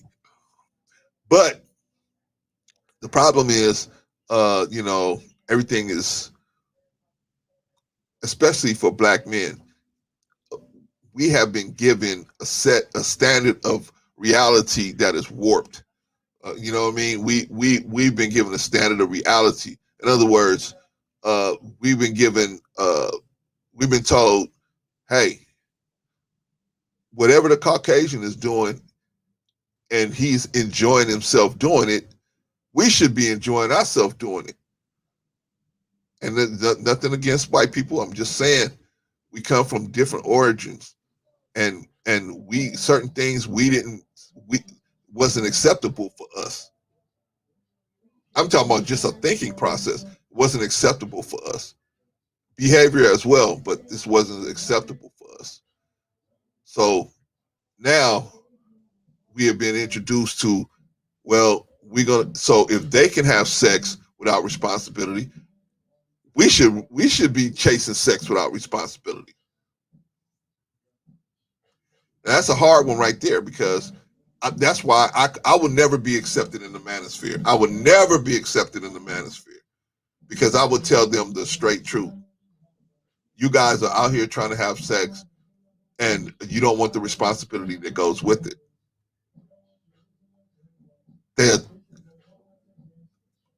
They'd throw me out so fast, my feet wouldn't even hit the ground. They'd lift me up, lift my chair up, and throw me out of there. But that's the reality of the situation. They have removed, the Caucasian people have removed sex from, they have taken sex and responsibility and made them two separate things, when they was always one thing. When God gave sex to Adam and Eve, well, he didn't give it to Eve, he gave it to Adam. When he gave it to Adam, it was one thing. It was one thing. Now it's two things. You're supposed to have the sex over here, and the religion, and the responsibility over here. And some guys, all they want is the sex. They don't want most guys, they want the sex. They don't want the responsibility. That's the problem that we have now. That's the problem that we have. So how do we overtake that narrative? Let me get back to that, JP. I got Sister Glenda with some. Sister Glenda, please help Brother Brother Daniel with his, because I wanted to talk to him, and I was really excited to talk to him. Hear what he had to say. Sister Glenda, you're absolutely right, Brother Clarence. The mentality of some wealthy black people is the same as the oppressors. Right again, peace is my sanity. Yeah, and I'm not saying, don't get me wrong, this ain't no all white people are bad rant. Like I said, I told you guys before, 2 white people saved my life. So I never say every white person is this way or that way, but as a community, they have some community things that they feel that they do as a community that we try to assimilate to us, our thinking, because we look at them and say, oh, they're having fun. Just like if you saw a white person on jet skis on a lake, you like, oh man, that looks fun. I want to do that. Well, that's why how our men look at Caucasian men, and they say, oh man, they adulterous with their wives, they fornicating with their women, and they're having a great time. We need to do the same thing. And so they get caught up in that. And then on top of that, they see that a lot of these guys are successful, that are able to pull it off. They're successful. So they say, oh man, if I have the success, I'm gonna be more able to do this type of activity if I have the more success I have. So they go after it and go after it and go after it. And so they're going after success for the wrong reasons. You should go after success because you, in your heart, really want to help the people. And by helping the people, you're gonna be successful, that's going to be a byproduct of helping the people. But for real, not for a show, for real. See, some people helping people just so they can say, I'm helping, look at me, I'm helping these people. Like that guy, what's his name? Jay Mazzini, just got convicted out there giving money away and having people on TV, giving money away. Him and 50 Cent giving money at a Burger King. They gave $10,000 away to people in line at Burger King, right? It's all for show. All for show. It ain't, oh, I want to really help the people. It's just for show. It's just, what do they call that? A op. You know what I'm saying? Just an op. We got to be better than that, man. We got to be better than that. It's unfortunate, man. Our young guys, they just follow whatever they see shiny. Whatever they see somebody doing, they sign. So they follow these, what I call them, wizards, magicians. They got money, or they say they got money, and they got the spoils of money. And so when they see them decked out in silver and gold, they say, oh man, I want to be decked out in silver and gold because the women will love me more. I'll be able to get more women. I'll be able to fornicate and adulterize more women if I got all of these trinkets on me. Somebody stop me when I'm lying. Oh man, let me read this one. Sister Glenda, Brother Daniel's a network engineer and computer programmer. If he can't resolve the problem, I definitely can. I got you, Sister Glenda. I know. I know what the problem is because I have went on people's live stream and had the same problem. So that's why I was telling them. And that's why JP was telling them the same thing, because we went on people's live stream and that was the issue. You know, so I know I already know what the issue is. But he'll figure it out. That's why I said don't trip. Hopefully he'll be back. But Miss Lala's in the house. Let me see what she got to say. No one should tell another person how to spend their man or money. No one should tell a person how to spend their money. I'm not telling anyone how to spend their money. I'm assuming you mean money. I'm not telling anyone how to spend their money. What I'm saying is the intent. What is your intention? See, what is your intention? If I give $5 to this person because I'm trying to get them to get something to eat, other person give them $100. They got people come over, take pictures of them, let them see, hey, I'm doing it. And then they go back to their work and they just say, I just gave $100 to a homeless person. See me, I gave my $5. You would never know. You never know nothing about it because the issue wasn't me letting you know about it. That wasn't my intent. My intent was to feed that person from my heart. That's all it was.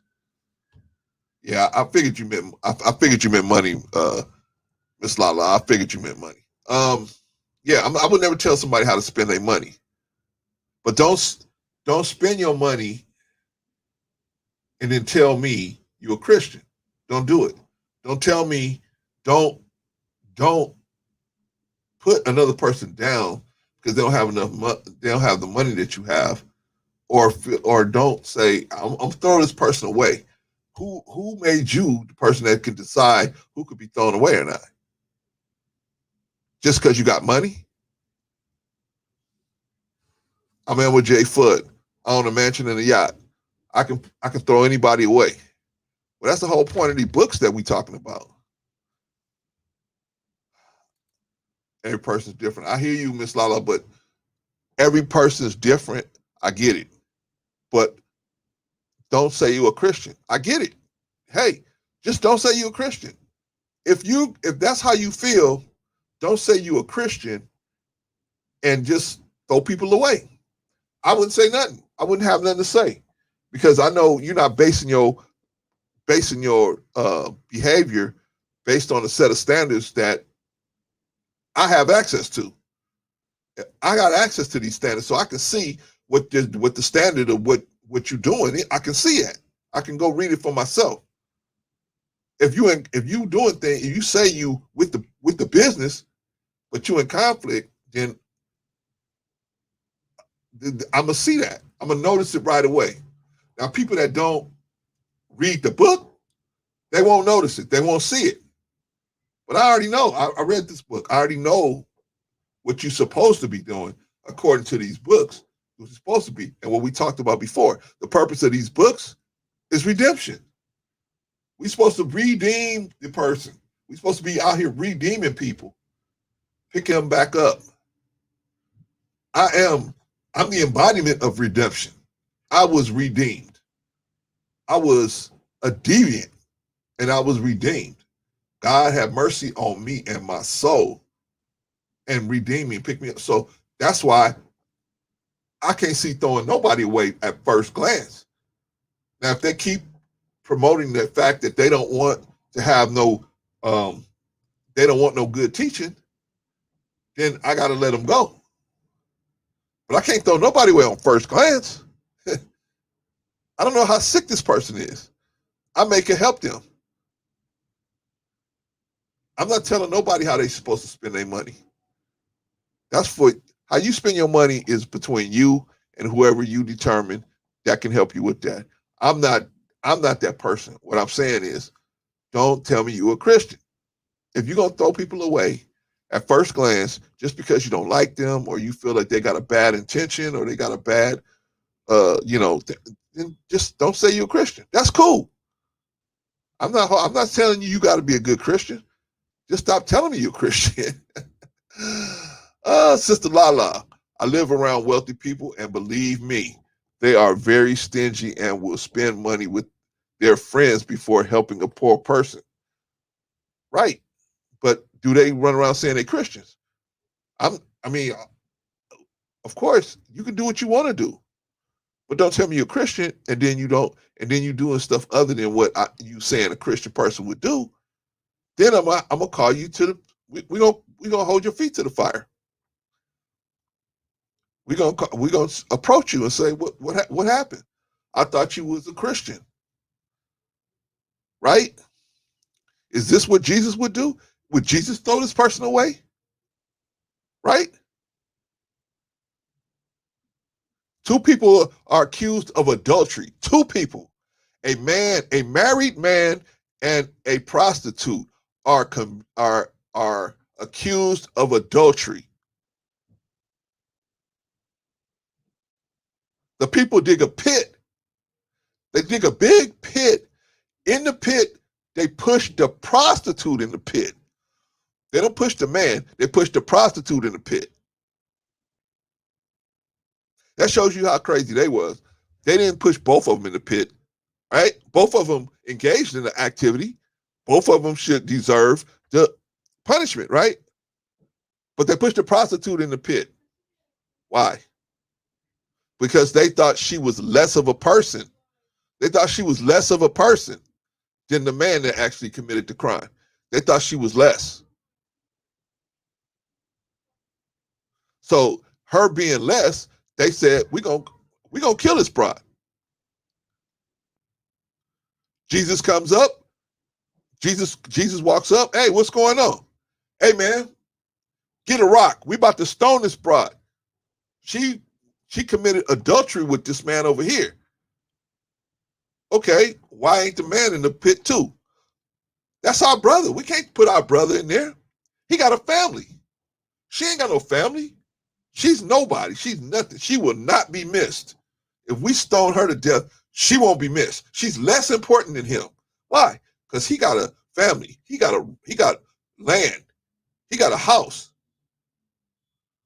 He's somebody. She ain't nobody. She's just a prostitute. But Jesus said, hey, let the first one of you guys without no sin, I'm paraphrasing, without no sin, cast the first stone. Which one of you guys ain't done nothing wrong? Paraphrasing. All of you guys have done something wrong. So how can you devalue this person under this person? Which one of your wrongs is greater than her wrong? See, these are questions that you as a Christian, you have to have in your head. You have to weigh. Not only Christian, Muslims, the Jew, everybody. We all have scales. These books bring us the scale of virtue that we can weigh our activity on so we can see whether we right or wrong. When we see that we're wrong, we go off. We go back to what we're supposed to do. We walk back to the light. But that movement would have been dead without Jesus stopping them. Right? I mean, at that time. Of course she's dead now, but I mean, at that time, she would have been killed right then at that point. Right? How did she repay this man? How did she repay this man? She didn't even have a bucket of water.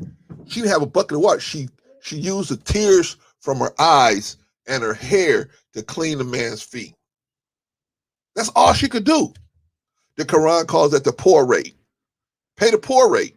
What's the poor rate? Whatever you can give, whatever you can do from your heart. She was so thankful for what he had done. She felt, hey, I got to give something. I got to do something for this man. I got to do something. She brought out the good in her. How the hell do you bring out the good in a prostitute? How do you bring the good out in a prostitute? But he did it, didn't he? You go read it for yourself. He brought out the good in the prostitute. So if we ain't gonna if the good can be brought out in a prostitute, which one of us can't be saved? Which one of us is so wicked of a person we can just be thrown away on first glance?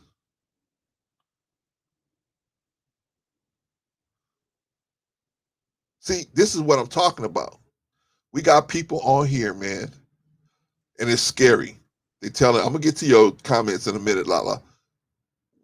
We got people on here that because they rich and because they got money and because they got subscribers and because they got followers, they feel like, hey man, I don't have to adhere to no rules or no social norms or no rules of engagement to people. I can do what I want to do. Brother D, I see you pop back in. Let's try it again, brother. Can you hear me, Brother D? You still can't hear me? I can hear you. I can hear you too, brother. You good? Seems like it's an echo. Sound better, brother. Let me get to two of these comments real quick, Brother D. Yeah, I got you. Sister Lala, probably they will almost claim anything. I don't know about that. I don't know exactly what you mean, Sister Lala. Oh, preach now. Oh no, I'm just saying, you know what I mean? Which one of us is so bad of a person that we just gonna get thrown away? That's the thing. Anyway, Brother D, I'm glad to see you finally get on, man. I'm glad to see you got it worked out. Your wife told me leave you alone, man. Don't trip. You the man, you can handle it. So I guess she was right. You're here. How you doing today, brother?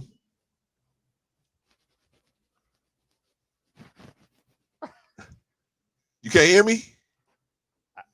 I don't know. Yeah, I can hear you. Can you hear me? Yeah, I can hear you. Okay, well, I can hear you too, brother. Some kind of echo. I don't know what it is. Oh, okay. Well, I don't have an echo. We don't have an echo on this end. So you sounded real good on this end. How are you today, brother? Yeah, I can hear you. But I'm asking you, how are you? Okay, I'm doing excellent. Good. That's what I wanted to hear. That's what I wanted to hear. I'm doing excellent, man. Well, let me ask you a question. Mm-hmm. What do you think about the question I'm asking? What is the purpose of the Bible and other spiritual books, and why is that stuff, in your opinion? Why do we have that stuff? Like, what is the purpose of all of this?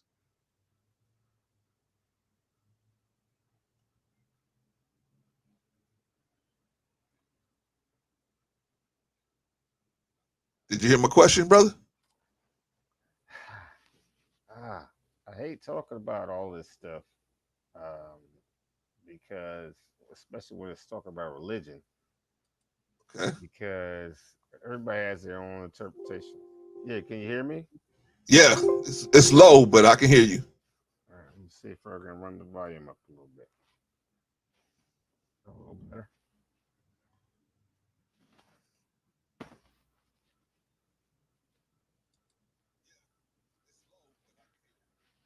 Okay.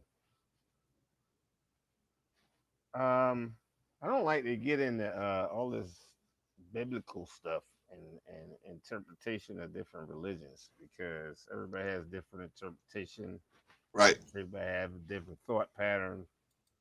Um, and I don't want to debate back and forth at who's right and who's wrong. But what I do know Okay. is we only got one. I don't believe in polytheism, so that's the belief in many gods. We only got Okay. one God. Okay. And if somebody has a differentiation with that, then obviously we can't have a conversation in that regard. Well, brother, let me stop you right there.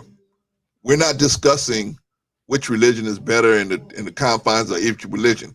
All we're discussing is what is the purpose of the books that were supposed to enlighten us, meaning from any religion.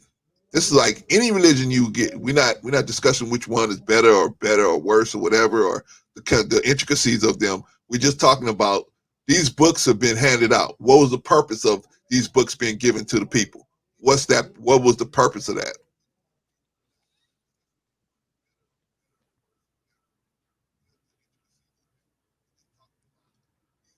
What do you think, brother? Can you hear me, brother D? In my opinion, and it's my opinion, Okay. is to pass on knowledge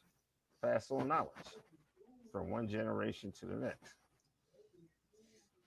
I can hear you. I don't know if you're hearing me. I can hear you fine. We can hear you fine, brother. We hear you I'm fine. getting like a double echo. Oh, okay. I'm sorry. We hear you great. Okay. It's just to pass knowledge on from one generation to the next. Okay, because see, some people back in the days, back in the, especially in England and in Rome, they had these teachings uh, introduced to them, and they kept them.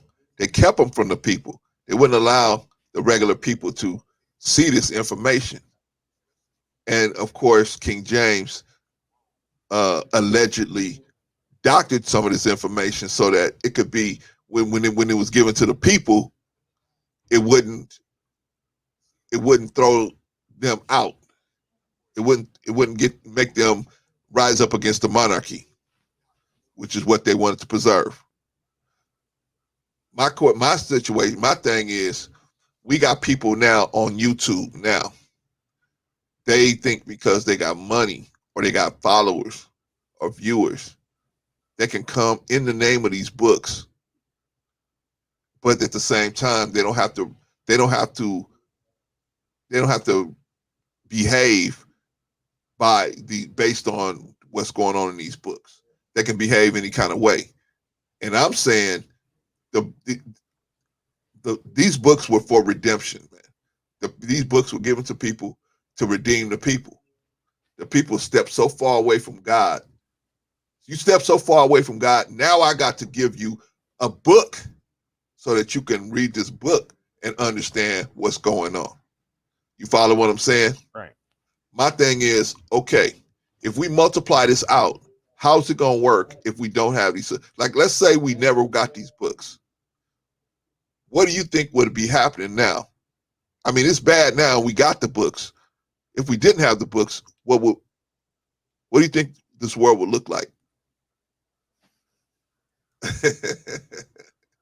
Well, I kind of want to say something, but I can't say what I really want to say. But I will tell you that um, the books are supposed to be, a lot of white folks had book burnings.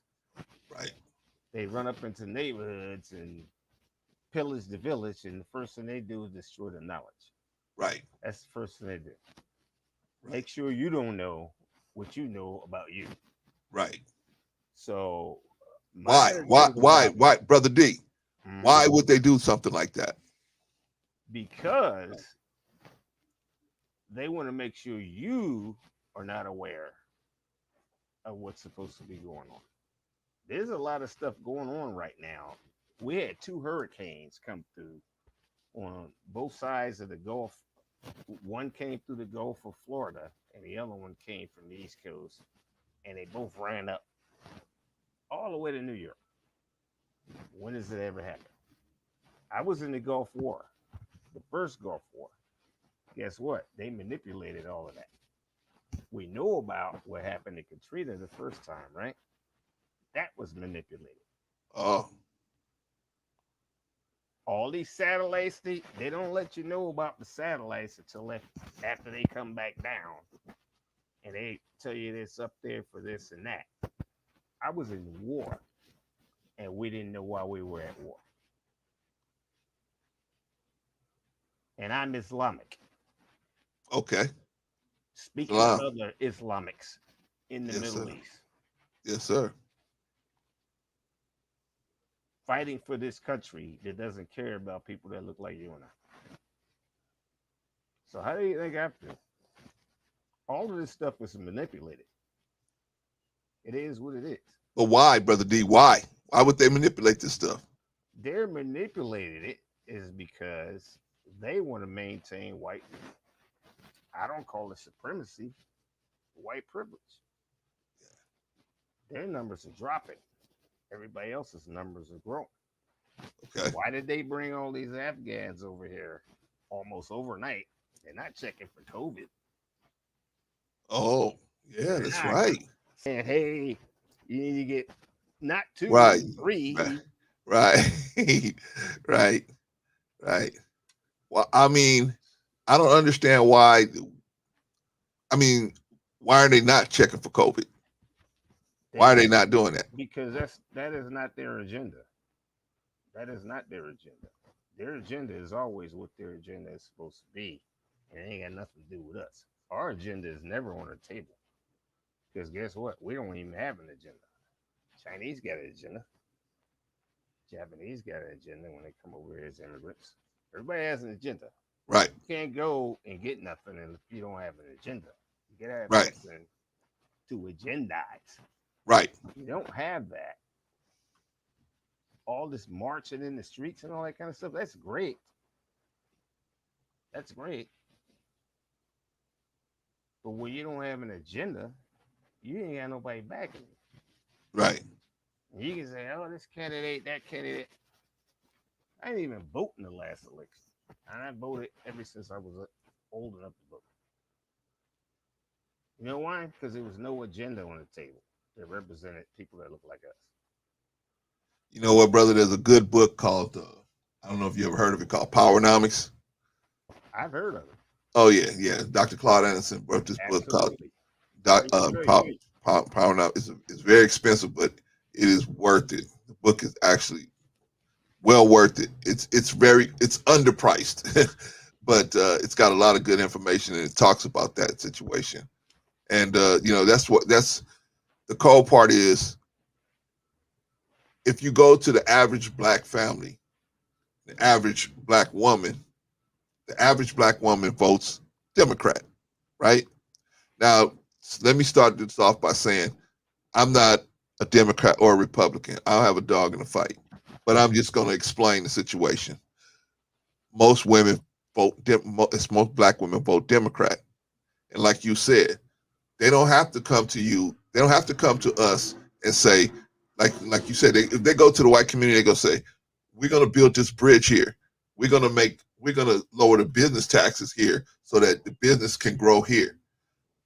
When they come to the when they go to the Asian, they say the same thing. We're going to do this for you. We're going to do, and it's very specific what they're going to do for them. When they come to the black community, that's when the specifics go out the window and they start saying, we're going to make a change. We're going to make a difference. Just like when when Barack Obama was running for president, what white people, they were going to tell them exactly what they want to do, but with us it was just a big banner saying change, make a difference. You know what I mean? It's nothing specific, and the reason why is they don't have to work for our vote for the women to vote. They know the women are going to bring the men out to vote Democrat. Your woman is going to make you vote Democrat, or she going to give you hell in your house. She going to give you hell in your house if you don't vote Democrat. So they know that black people are going to vote Democrat just on GP. We don't have to even go over there and work over there. I'm in California, and we had a special election. We had a special election for the governor here, right? He never did anything. Quite special. Yeah. He never did anything. Neither one of them, actually. We had Larry Elder and who's the governor? Newsom? Yeah, Gavin Newsom. Those two guys, they had all these fundraisers out in Laguna, Niguel, Newport Beach, all these places. They never came down to the hood and said, hey, this is what we're going to do for you guys, right? Because Gavin Newsom already figured, I got them. I don't have to worry about them. I got to go and try to get some of these white people that's going to try and vote other than Democrat. So I'm saying all that to say, we don't understand the science of politics. It's a science behind it. You can't you think you just going out voting is going to change it. No, you got to go out, because the way they got the game rigged is just like the banking system. They got that game rigged. Give me your money. Give me your money. You give me your money, I'm going to hold your money, and I'm going to use your money to make 12 to 15% interest on it, and I'm going to pay you 1% interest on the back end, right? They got the game sold up. I'm sorry, Brother D. Go ahead. I don't want to interrupt. No. Go ahead, brother. I'll get on the rant. Go ahead. It's funny that you're mentioning what you're mentioning, because you mentioned Barack Obama, right? All Yes. the presidents are chosen. Huh? All of the presidents are chosen. Yes. It doesn't matter what the damn vote is. Yes. They've already been chosen. Yes. They have an agenda that they're trying to propagate. The next thing, let's talk about the gentrification and banking. And I've been in banking and finance for 37 years. Okay. So I understand that inside out. Right.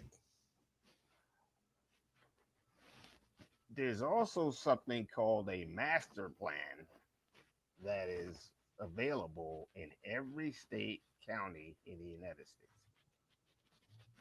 It's 20 years old.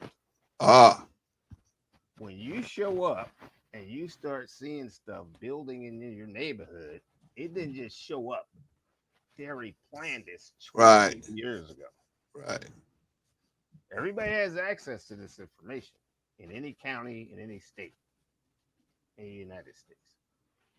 But guess what? We see stuff popping up in our neighborhood and say, hey, they gentrifying us.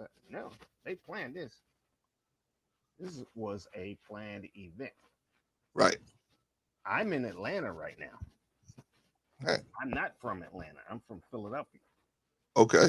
But guess what? They did the same thing there. Yeah. I met with the governor and the mayor there. Okay. When they were doing a Pennsylvania Convention Center and ran out of money. Wow. The mayor called me in, and I came in because my company was going to finance the rest of that. Oh, okay. Because all of the other banks backed out. Here's this black man that they don't know nothing about that shows up with the money. Yeah. Guess what they did? The mayor called me 30 minutes later and said, hey, the guys came in and they're going to bring the money to the table.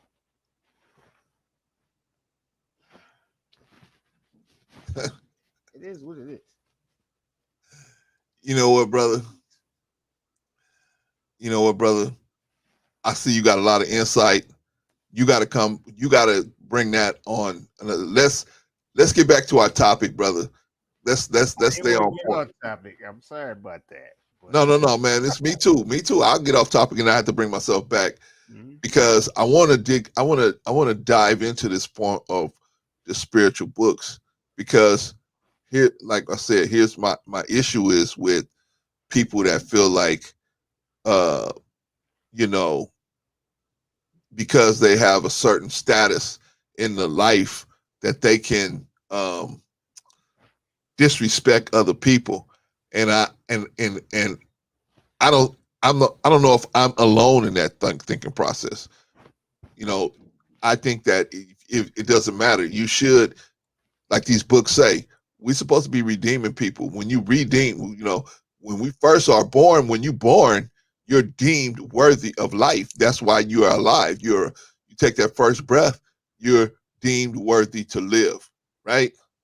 And you keep living and living and living and living and living. Then you get caught up in, you know, something you ain't supposed to get caught up in, and then at a certain point, you fall down. Okay, if you are blessed enough, God could send somebody to come and redeem you. They redeem you, be able to, you know, fit for society. They redeem you as a good person. Just like if a person come out of prison, they're redeemed. They wasn't deemed. They was deemed unfit for to be in a social setting, so they had to be put away. Once you do your time, then you're redeemed of fit for society, and now you're able to go out into society. My question for you, Brother D, do you feel that there is a difference between a person that has a bunch of money and that person, or the regular person on the street? Do you feel like it's a difference between those two people, and just because one person have more money than the other person? No. And just be honest, man. I'm not trying to sell you on my point. No, because this is the first time I've ever been on your live. Appreciate you coming on, man. But me and my wife, you know, we make comments here and there. Yeah. Appreciate you, Sister Glenda. Appreciate you. TLA, and we watch, you know what I mean? We watch, but we only watch sensible programs. You know what I'm saying? So, in that religious stuff, I'm Islamic. Yes, sir. I remember. So is my wife. Same here. Born Islamic. Same here. You know, but it is what it is. I mean, you got to follow the tenets of reality at the end of the day. Right. So, in terms of the books, you got people walking around thumping books, talking about this, that, and the third. But at the same time, they're not following the tenets of that book. There you go. And I got a problem with that. You know, we got a whole lot of different sects of Islam. Right. You know what I mean? And I changed a couple of them. I was Sunni, I'm Ansar. Okay. Because of different reasons. Right. Still Islamic, but why did I change? Because, you know, I don't like hypocrisy. And I don't think people should feel holier than thou because they got a couple dollars. I've had a couple dollars multiple times. I don't agree with that. I wasn't rich my whole life. I was broke. I'm from Philadelphia. Right. Lived in California. Lived in Japan. Lived in the Philippines. But I don't want to bastardize anybody because they didn't make the money that I made. So you get it, man. I want to see you bring other people up. That's what I want to see. I don't want you to talk about what kind of coat you got on, what kind of shoes you're wearing, what kind of suit you're wearing. I want to see you bringing other people up. And if you're not doing that, that's a bastardization on your own people, in my opinion. My opinion too, brother. If you hold on one second. Hold on one second, Brother D. Let me read this comment. Brother Carlos is back. He says, I'm back. The Bible is not to blame for wicked men who hold the truth in unrighteousness. A white man is not the author of the revelation of God. We have to stop blaming the book. Man, you said a lot in here, so wait a minute. Hold on. The Bible is not to blame for wicked men who hold the truth in unrighteousness. When do we blame the Bible for that, brother? I don't know. We never said nothing. I said publicly, I said we ain't pushing no one religion here. That's not what this is about. We're not pushing. You got to be a Christian. You got to be a Muslim. You got to be a Jew. You got to. We not. It's not about that. We're not here to go into the specifics of the best of each religion. They all got their good points. They all got their not so good points. It's up to you as a person, individual, to decide that. All we're talking about is the books themselves. Why are they here? Okay, so we're not holding the Bible. We're not blaming the Bible for any of that. Next thing you said, a white man is not the author of the revelation of God.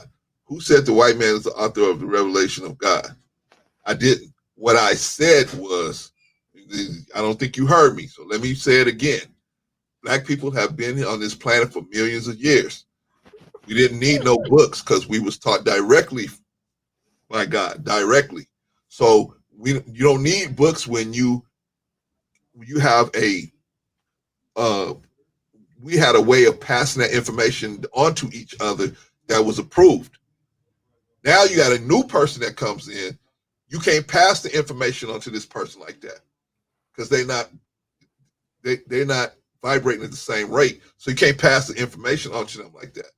You have to put it in a vessel that they can understand it, which is a book. First, you got to give them a written language. You got to teach them how to read. You got to teach them how to have a written language, which the Egyptians did. Then, now you can start having books to teach that person.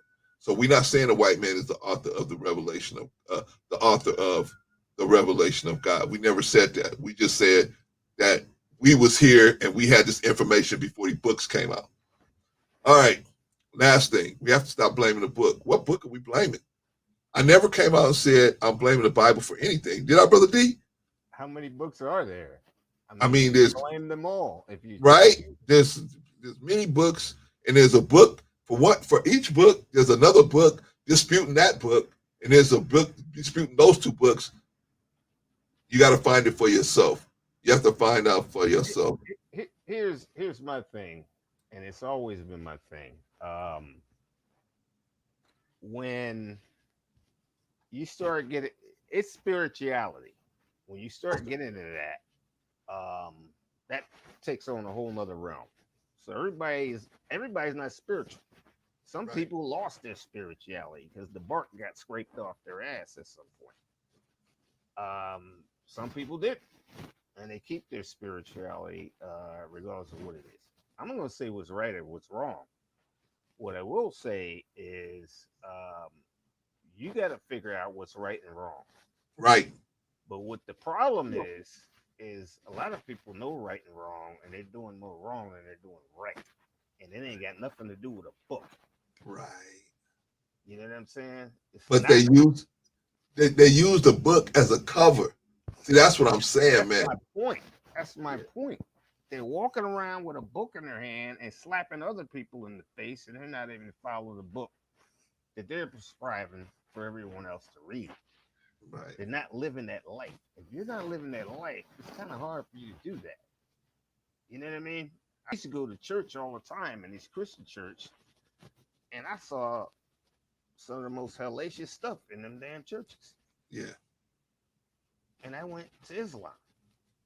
And one of the reasons why I got into Islam, because I learned a lot about our history, which you will not learn. You're gonna leave white man's history if you read a lot of these other books. A lot of people might dispute that. But I learned more about my history. You're gonna always learn the history of the person that's giving you the book. So if a black person, if our people was giving you the book, then you're gonna have our history is gonna be wrapped up in it.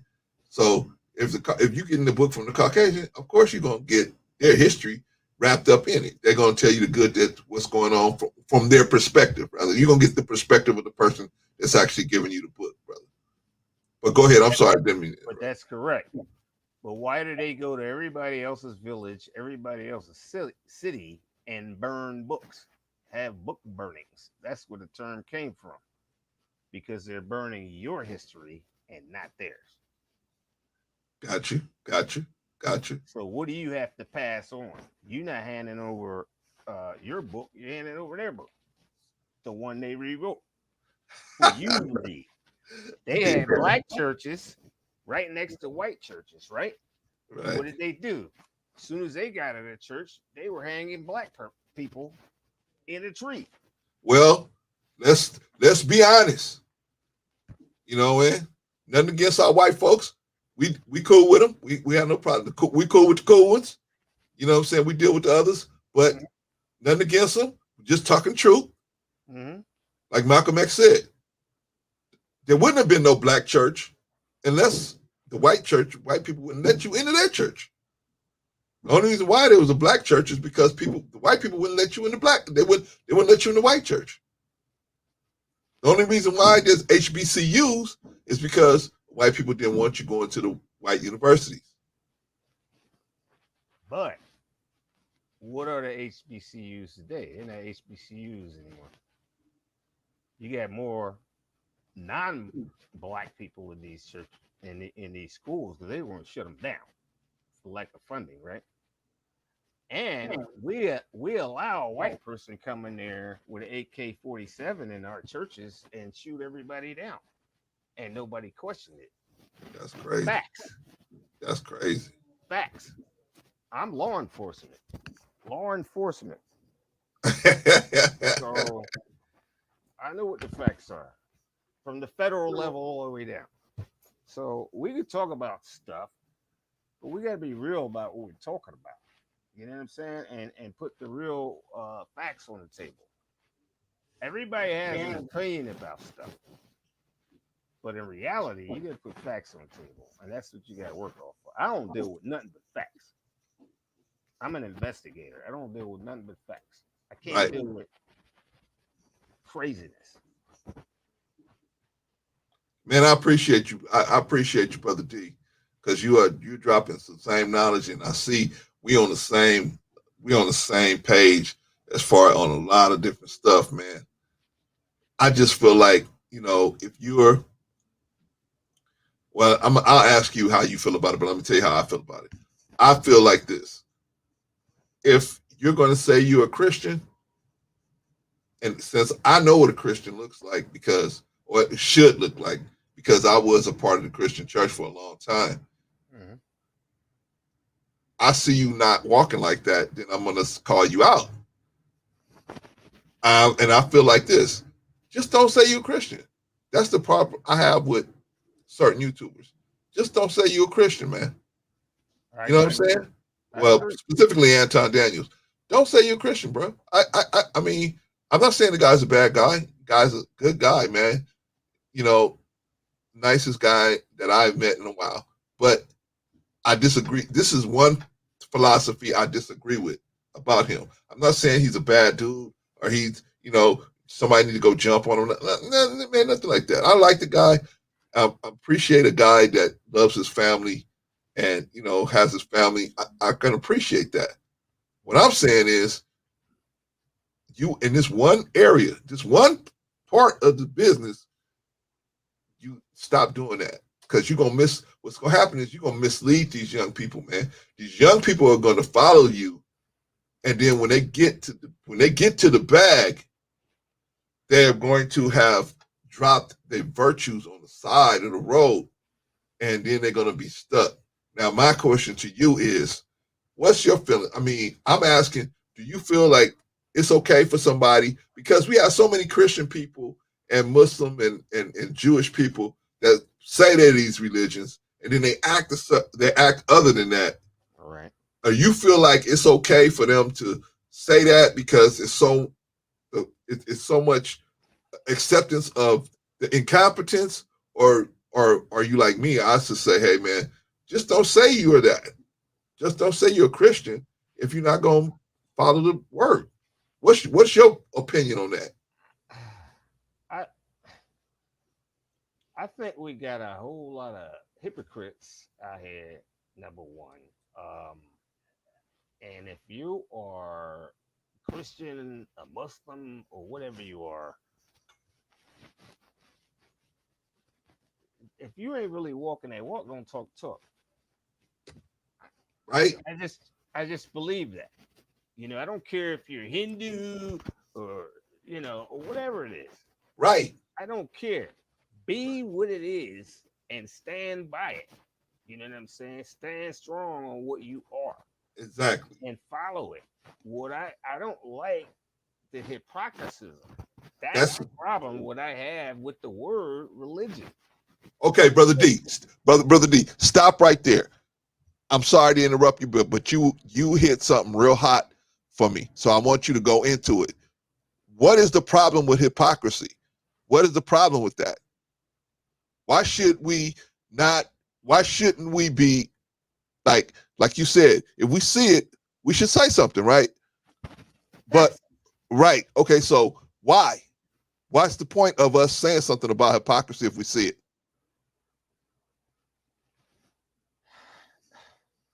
I'm a strange type of person. I deal with reality and I deal with facts. So if reality and facts are not in the picture, I don't deal with it. Everybody say they want to hear the truth. Everybody say they want facts. And when you give them facts, they give you attitude. They get upset. Yeah, And all you're gonna get from me is facts and reality. right, If you but you say you don't want the other stuff.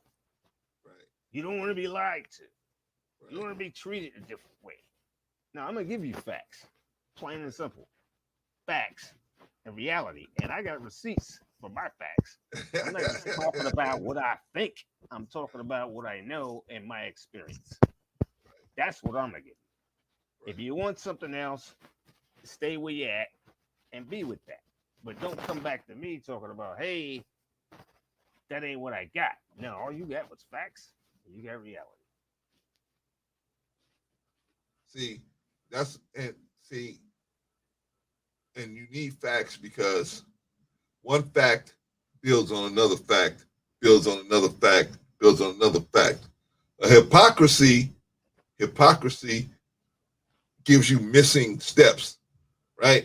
If you're a hypocrite, then the people think you one way, and then they try to follow your lead and they slip and fall. They slip and fall because whatever magic trick made you able to miss that step because of your hypocrisy, whatever carried you over, that carried you. It might not carry this other person that's following you. That's my problem with, people like Mr. Daniels because I respect the brother. I think a lot of the brother, like I said, that this one area, I feel like he should listen and he should, but we're going to agree to disagree. But that's why I'm talking about this Let, topic.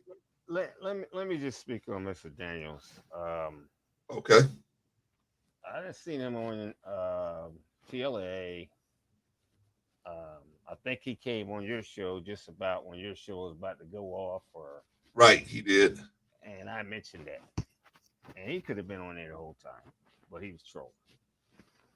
Um, my point about that whole Well, actually, he had a live stream that same day. So yeah, he it's yeah, amazing. Everybody has a live stream. he had a live stream that same day. Now, I tried to contact him a couple of days before he had a live stream that day.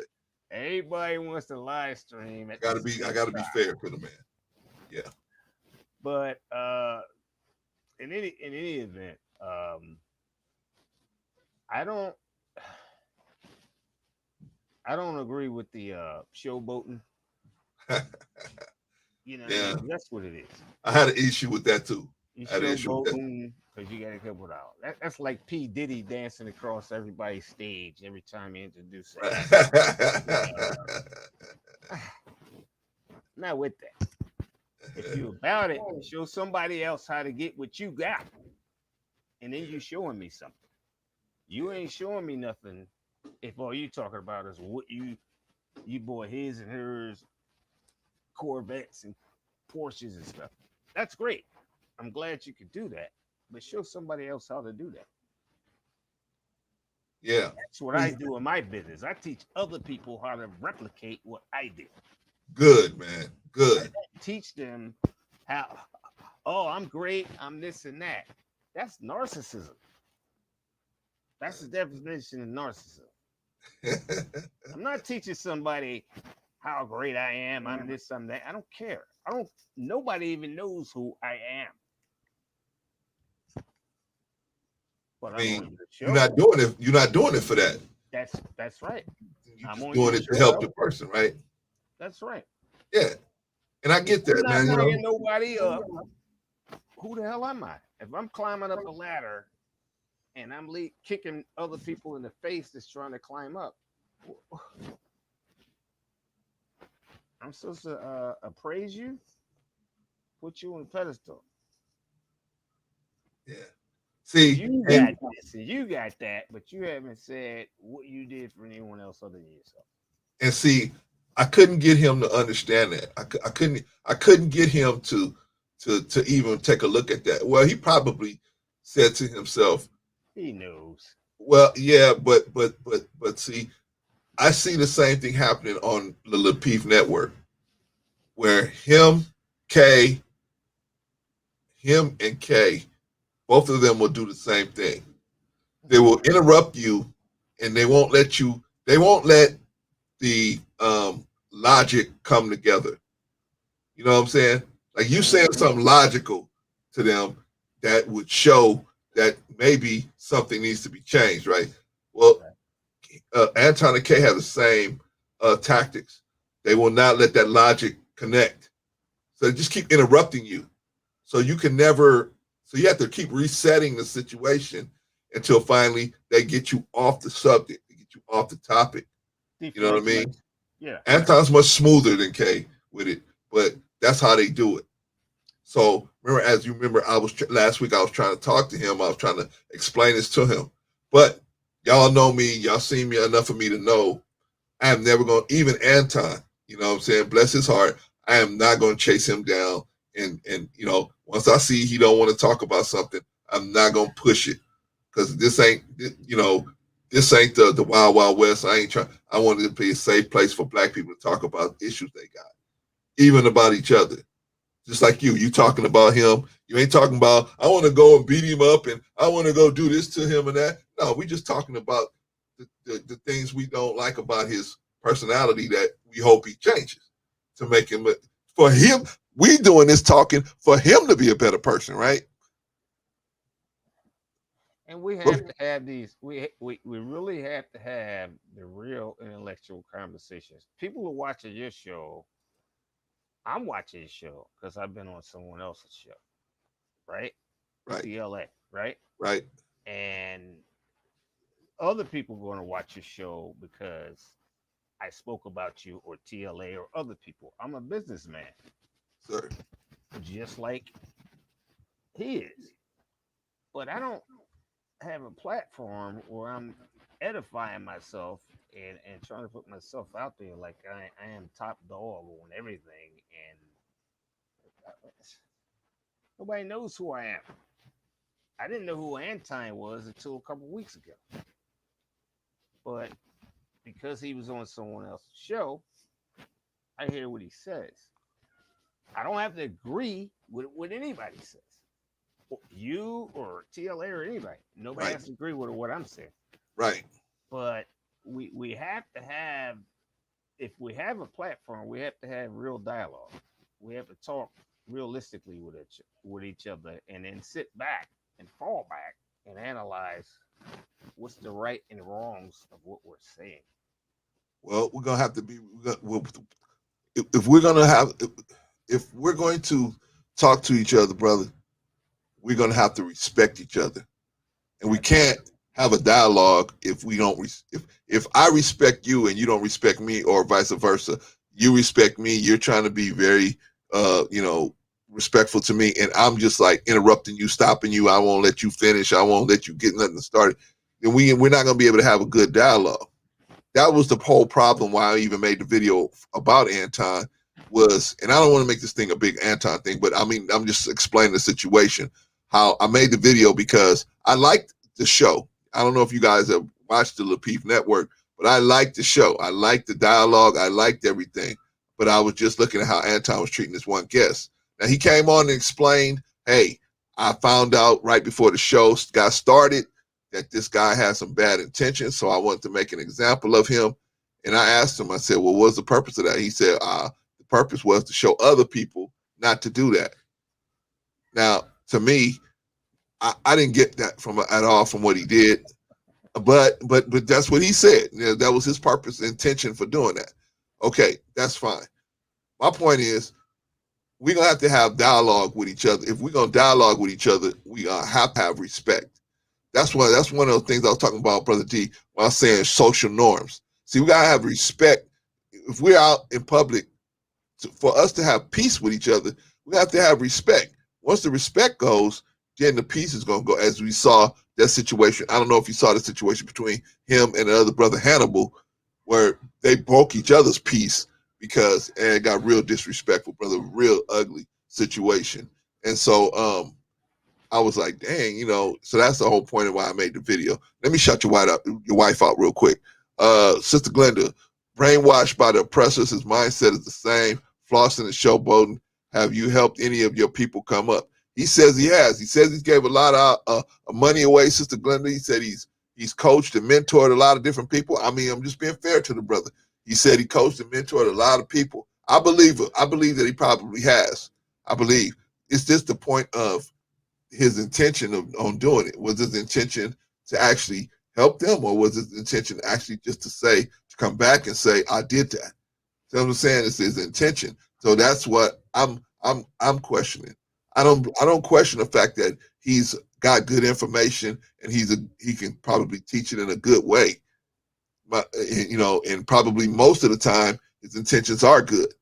But I'm just saying, if you don't fix certain different parts of your character, we all have character flaws that we need to work on, right? So, but he said he did, so I'm gonna leave it at that. You know, I don't want to dig into nobody's business like that. If that's what he said, I'm gonna take him at his word. Sister Glenda, there's no logic with people of that mindset. It's my way or the highway mentality. Yeah, unfortunately, Sister Glenda, it's a bad situation. As you saw me trying to talk to him, he's on my show and he's telling me this is the way it's gonna be, right? I'm like, okay, all right, no, you know what I mean? I was like, okay, no problem. You know what I'm saying? I had one of his fanboys came to me and said, you only doing this because you're trying to get views from Anton. I said, listen here, I was eating way before I met Anton, and I'll be eating way after. I don't know, I have forgotten about Anton. So yeah, I'm not worried about, I don't need Anton to eat no dinner or nothing. Well, one more. Your wife got one more, brother. Let's get all her in. Positive quickly becomes negative. Yeah, you know, it depends. You know what I mean? It's like the old saying, Brother D. It's like the old saying. You know, it's there's a old lady walking across the street, and this guy goes and helps her walk across the street. The lady looks in her after the guy leaves. The lady looks in her purse, looks in her purse to get her wallet out, and her wallet's gone. So why did the man help her across he wanted to look like he was helping her, but he's actually trying to stealing her purse, stealing her wallet. See what I'm saying? So it depends on, people can do stuff, but it depends on their intention. It depends on their intention, right? In the Quran, the devil said, why are you mad at me? I just made the suggestion. I didn't do it. I told him to kill that person. I didn't kill him. He killed him. I just made the suggestion to him. Why are you mad at me? And God basically paraphrasing your intention. Because your intention was to have that person killed. This person didn't intend to do that. You suggested it to him and then put it in his desire to do it. You did that. You magically got him to think that was a good idea. But that wasn't his intention. That was your intention. That's why you're going to go into the lake of fire, right? So intention matters. I always say the how and the why matters. Like I had another brother Daryl. Hold on, Brother D. I'm going to let you talk, man. But let me tell this story real quick while it's on my mind. Brother Daryl, he was on the live stream too, and he was telling me, oh, yeah, you know, these drug dealers, man, they're good guys, you know. They give money to the community like Pablo Escobar, you know, give money to the drug, you know what I mean? And I'm like, wait a minute, Pablo Escobar was blowing up. He blew up a school bus with 10 or 15 kids in it. Right. That's just one time. I mean, which person is better? The kids that got blown up or these people that he buying them trailers? Who's better? You know what I'm saying? So we saying, hey, man, you know what? Like you said, stick to what you're talking about. Stick to what you're doing. If you say you for a certain way of thinking, a certain way of living, and it's to help the people, then stick with that. But if you're not with that, don't say that. Don't. That's all I got to say about Anton. Don't say that, man. You know what I mean? If you with it, you with it. If you with the shit, you with the shit. If you not, don't be saying you with it. That's all I'm saying. Okay, Brother D. Floor is yours, man. All right. So I ain't said much about Anton, but I did watch a couple things he was on, including when he was on yours. That's still my brother. You know, that's still my brother. I mean, it is what it is. He a brother, and it's that and the third, right? Yeah. But my thing is when everything is about you and what you do, and not about anybody else, I don't operate that way. I operate about I want to bring a crew with me. I want to build up a community of people. If I'm the shit, I need you to be the shit too. Right. Now I'm just the shit. You know what I mean? So I got my thought patterns about it and this, that. But and I didn't want to say anything. I didn't want to talk about them because I already have my opinion, which is I mean, brother, along you your can have line. your opinion. You can have your opinion, brother. Go ahead and say it. You can have your opinion. As long as you know you're not, wishing no violence on the brother. I'm with everything. You know what I'm saying? I just disagree. Yeah, me too. I like the guy. I just disagree with this portion of him. This portion of his personality, I have an issue with, and I'm trying to help the guy and try to tell him how to fix it so that he can blow up even more. Right. But I don't think he saw it that way. I think he saw it like, how can you tell me?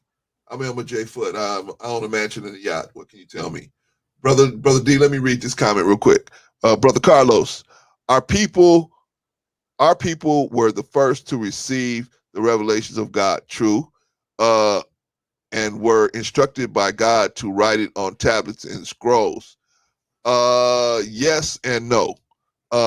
We got revelations from God way before there was the invention of tablets and scrolls. Wasn't even nothing. You didn't have to write nothing down because it was being relayed orally. Everything was being relayed orally. But at the point where a new person comes into the group, they don't vibrate the same as the original person. So now you have to do something different for that person. You have to say, okay, we have to teach you how to read. Then we got to teach you how to write. We have to teach you how to recognize letters, and then we got to put it in a book for you. Okay. These writings or purpose of these books are to teach us. To teach us what? Brother Carlos, I wish you would cam up with me and Brother D, and we could have a real discussion. Yeah. I mean, I already got blessed by Brother D to come on. You got bless me too, Brother Carlos, to come on, and you can really fill us in, and we can have a discussion about this situation. But you're right. These writings are the purpose of these books are to teach us. But what are they to teach us? What are they supposed to be teaching us? They're supposed to be teaching us the principle of redemption. That's what they're supposed to be teaching us. The whole New Testament, that whole book is supposed to be teaching us, which is called the gospel. It's supposed to be teaching us redemption. What does the word gospel mean? It means good news. The gospel is supposed to be giving us good news. Hey, even though you did this sin, you can be redeemed. How? How do I be redeemed? The man asked Jesus, how can I be born again lest I go through my mother's womb a second time? No. You're not going to go through your mother's womb a second time. you're going to be born again into a better knowledge, a better understanding of what God wants for you to behave, God's laws, and what they want you to behave. That's how you're going to be born again. Right. I did another, real quick, Brother D. I did another. Another collab yesterday with a WAPO, and I was talking on a WAPO show. We were talking about women and how they can become a cellular virgin. We're doing a cleanse, man. You're not gonna pass through. You're not gonna, but you got to clean all these other men's essence out of your system Right. with a cleanse, and then fast from sex, and then so you can do it. It can be done. It can be done. These things can be done. But yeah, like I said, the purpose of the books, in my opinion, is redemption. What you say, Brother D? What's your version of the situation? I'm in agreement with that. The bottom line is book. Your wife said we communicated telepathically. We don't remember that. Sister Glenda, I'm not even gonna go into that. I'm not gonna go into that. That's a whole nother 3 hours, and I'm gonna have your husband. He got to go to work in the morning. I'll have him here all night long. I'm not gonna do that to him. You ain't got. Don't even break that down, Brother D. Go ahead and talk about what you talk about. But I hear you, Sister Glenda. So, my aspect of, for example, I said I was Islamic. Yes, sir. And I was in the Gulf War, but I was fighting against other Islamic people. Yes. And that was looked badly upon in the Islamic community. Um, but we passed on literature. We passed on books, and I learned a lot about our history that wasn't taught to us in the schools. These ratchet schools that they send our children to, and they teach white history. George Washington was a great guy. He didn't own slaves, but actually he did. They talk about he didn't chop down the cherry tree and all that crap. Well, I actually learned a lot about our history, and I think us learning our history, whether it comes from Islamic or otherwise, we need to learn it, but we ain't gonna learn it from a white person. Yeah. You can't learn anything about a man by talking to a woman.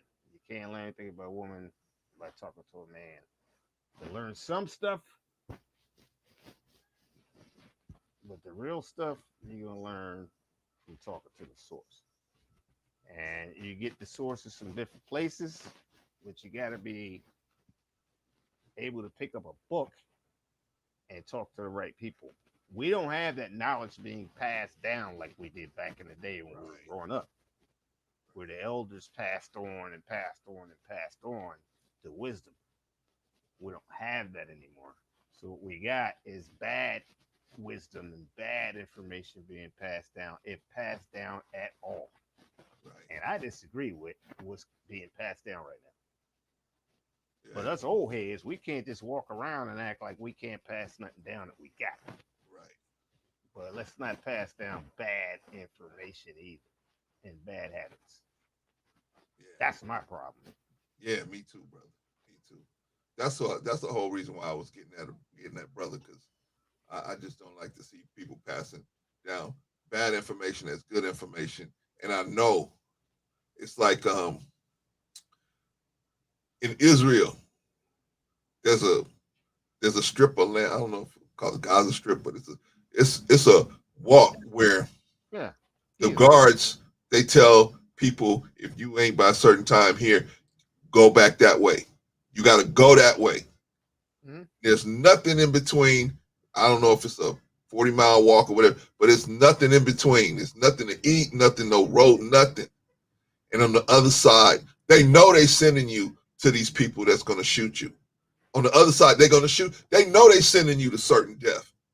They know it, but they sending them anyway. And so I'm saying that's the same thing when I say, when I see this person putting out bad information, you know you sending this person a certain doom, but you sending them anyway. Right. Why is that? Why are you doing that? You know what I'm saying? Got a lot of devil's angels out here. A lot of Okay, those, and they look like us too. Brother D, this is the part where we got to start finding some solutions, man. What are some solutions to this situation? If we realize that we got people out here misleading our people, man, misleading them, and we can see if we look at all the numbers, we look at the math scores, English scores, we look at the crazy, silly degrees we're going out there getting, and then we wonder why we got all the student debt, and we getting we getting degrees in liberal arts and art, and you know what I'm saying, and it's just like, we should be focusing on STEM degrees, stuff like that. What is the solution, brother? How do we get the information like you got and I got? How do we get this information out? What do we do? And how do we stop other brothers and other people from continuing to put out bad information? I think we got a mass group of people that we lost along the way. We lost. I'm going to say 4 or 5 generations, completely lost. Sounds They're good. clueless. Sounds right. Sounds about right. And now we're trying to gather them back. Now the old heads don't even want to talk to the young folks because the young folks don't want to talk to y'all because y'all let us down. Right. The young folks got let down and they feel like that and they're out of control. They don't they want to go right, but they can't go right. So the problem is, and the solution, according to you, that in my opinion, is we in a small circle. There's only certain people that are solution oriented, and other people are not. They're already gone. Yeah. They're not solution oriented. Yeah. So we need to collect with each other that are solution oriented and get together in small groups, and hopefully we can expand our efforts. But most people today, they're not solution oriented. That's why you can't talk to anybody right now. Right. Back in the day, you could talk to folks Right. and pass on information, whether it's at the kitchen table, out the street, or wherever you were. Today, ain't nobody telling nobody nothing, even if they know. So that is the solution as far as I'm concerned. But unfortunately, the people that I talk to, very small, collected. How can we how can we how can we get this word out, or how can we drop more information on these young fellas? I heard what you said about us coming together as a group, but individually, how can we, let's say it's going to take us some time to come together as a group, right? Individually, what can we do? What little bit can I do? What little bit can you do to try to work on this situation? Well, because I've been in the criminal justice system in law enforcement, I usually take my own time and talk to a lot of young brothers in the hood, um, to keep them from going to court, to keep them from going to jail. Right. Talk to them. I still do that. Hold on, Brother D. Hold on, Brother D. Brother Carlos, don't go away. I'm going to get to you in just a second. I want him to tell us how to solve this problem, but I'm going to get to this question in just a second, Brother Carlos. Okay, Brother D, go ahead. So what got me caught up in the court situation was, I was brought in by judges that look like us, and they were tired of convicting young black males for these senseless crimes, and I was in law enforcement and blah blah blah. So we all collectively got together and we brought them together in a forum. And what we did is we made sure the single parent mothers were not able to attend. If you showed up, you had to have a man. Oh. Not a beta or Charlie or a Delta. You had to have an alpha male show up. Period. You know what I'm saying? And then it was so positive. It was like, you got a room full of men. Yeah. You got a room full of young men that just Hey, didn't have man. a clue. Hey, man, just I'm gonna ask you real quick. I've been a lot of places. Mhm. Man, there's nothing like a room full of men on the same page, man. Oh my God. That ain't nothing more powerful than that. Is it? I'm saying. I mean, nothing more powerful than that, man. And you just, man, it does something for your spirit, man. When you see that, you go, wow, this is beautiful situation, man. Brother D, let me answer Carlos's question, man. Okay, a person has to learn who God is before they can submit to being reconciled to Him. Somewhat, yes. And these books, not necessarily, Brother Carlos, not necessarily. What they can do is this is what me and Brother D are talking about, man. They can get a misunderstanding from the jump, right? And they cannot have a full understanding of this stuff. We got people out here now that don't have a full understanding of what they out here preaching that they about. That's right. If they had a full understanding, they wouldn't even say that. They wouldn't say I'm a Christian. They wouldn't say I'm a Muslim. They wouldn't say I'm a Jew, because they have a better understanding of the disciplines that's involved with doing it. They would just leave it alone. But because they don't have the full understanding, and then they go out, and the bad part about it is, like Brother D was saying, they'll go out and teach other people the misunderstanding. Then those people go out and teach other people the misunderstanding. And it just grows and grows and grows and grows and grows. Exactly. Just like the Bible. When in the Bible, in the beginning of the Bible, you're dealing with a little bitty snake. Little bitty snake. You could have just stomped on its head and been done with it, right? But see, one person got misunderstanding, and another misunderstandings, and misunderstandings grow and grow and grow and grow and grow until by the revelations, now you're dealing with a dragon. You're dealing with a 7-headed beast. Mm-hmm. This thing is too big to be stomped on now. Now you got to call on the Creator. You have no option but calling on God to help you. Right. And so that's the thing. The people can pick up the book and say, I'm a Christian, and then they can misunderstand a lot of stuff, and then they can spew in misinformation to people because they don't understand all the way. At least that's my opinion. What's your opinion, Brother D? I agree 100%. I think that's biggest problem is a reciprocation of misinformation. Right. That seems to be very prevalent right about now. You got too many people with bad information, and they believe that more than they do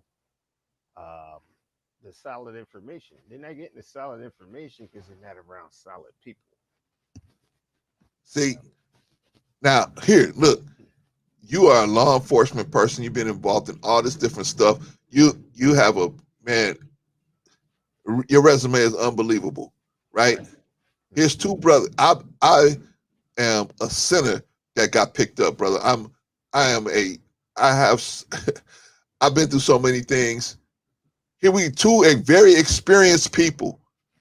We're talking, and we got 3 people on the live stream. Okay. We giving out good game. This is good knowledge that we passing out, right? Right. So that's the problem, Brother D. We see the other people, they magicians. They can do magic tricks. I got money. I'm at the Porsche dealership. So these wizards, they can do magic. We out here, we ain't doing no magic tricks. They doing So, wizardry. yeah, Wizardry. exactly.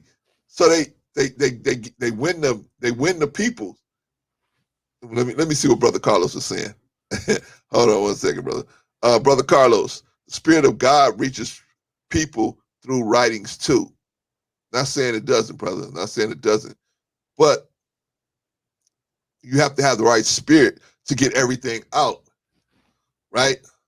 The Quran says the disbelievers read the book, but the book is sealed to them. It means they can open the book, but the meanings, the actual meanings that's actually in the words, spirit to connect spiritually, is sealed. They can't get that information because they just not resonating on the same frequency as the books. So it's possible, brother, but they got to be and have the right spirit when they're engaging. The hieroglyphics in the pyramids were the first book or Bibles. Maybe so. Maybe so. I haven't been over there to verify that, but maybe so. Maybe so. All we're saying to you is that the original man had this information already up here in his head, already in, and Sister Glenda dropped a atom bomb on us saying that, you know, we used to communicate telepathically. I don't want to go down that road. Yeah. I don't want to go down that road because she's talking to me nice now. I have her husband on the phone all night long, and then she'll be mad at me. Brother Clarence, why you keep he had to go to work? Because I know I can see from him. He could talk about it. I could talk about it. Sister Glenda could talk about it. But that's the point. That's the point. So yes, the hieroglyphics and the pyramids are first book, what may be the first books considered of the Bible. But I can't confirm that because I haven't been there, and I don't like to talk about. You know what? Sometimes people say, Brother D, they say, Brother Clarence, you so smart. You know what makes me look smart, brother? I only talk about stuff I know about. When I don't know something, I will say, hey, that's not my lane. I don't know. And I don't know that to be true, so I can't say that. Maybe you have more information than me, Brother D, because you've been over that part of the world. What is your take on that? Well,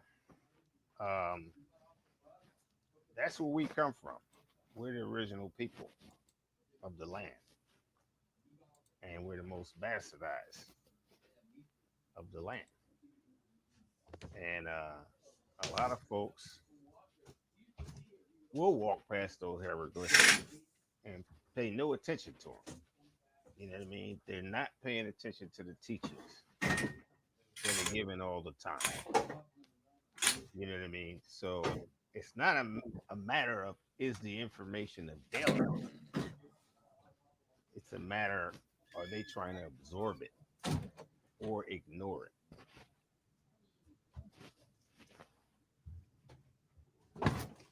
You know what, brother? I mean, I can see where I had to go turn the lights on. I can see that, you know, I haven't been over there. Mm-hmm. So I don't want to, you know, say, hey, you know, this, but definitely the first writings probably were hieroglyphics as far as writings of an alphabet type of style of writing, right? You know, we try to teach our people and we want to find solutions to teaching them. And you cannot teach the young black man. You cannot say to the young black man, go to church. I don't know, Brother D, you look young. You look younger, way younger than me. I'm 53. You look way younger than me. I'm old. Wow. Really? Well, you don't look it, brother, but thank you for the blessing. Okay, so then I can throw you in. I'm gonna lump you in this. I'm gonna lump you in this class too. Then, when we was coming up, brother, they just told you go to church. You just went to church. It wasn't no go try it out. Tell me what you think. They didn't care what you thought. You going to church, right? Yeah, you going to church. That's it. Mm-hmm. Even if it was just on Sundays or just on Easter or Christmas or whatever, you going to church. That's it. Bottom line, right? Nowadays, you can't do that. You can't do that, man, because he's young. I was telling JP earlier today, you cannot do that because these young dudes, they look at church as a hustle. They look at the preacher and the pastor having, that is a hustle. It's a hustle because they look at it like a business. They look at it as a business, a B2C, a business to customer type of relationship. They look at the church as the business and the grandma as the customer. So if my grandma is the customer and she's giving you money, she should be getting something in return for her money, right? But instead, they say, hey, put your foot on the screen. I'm going to pray for you. We're going to put you in the prayer circle, right? So the young man said, hey, my grandmama still got diabetes. What happened? She paid her money. She should get something for it.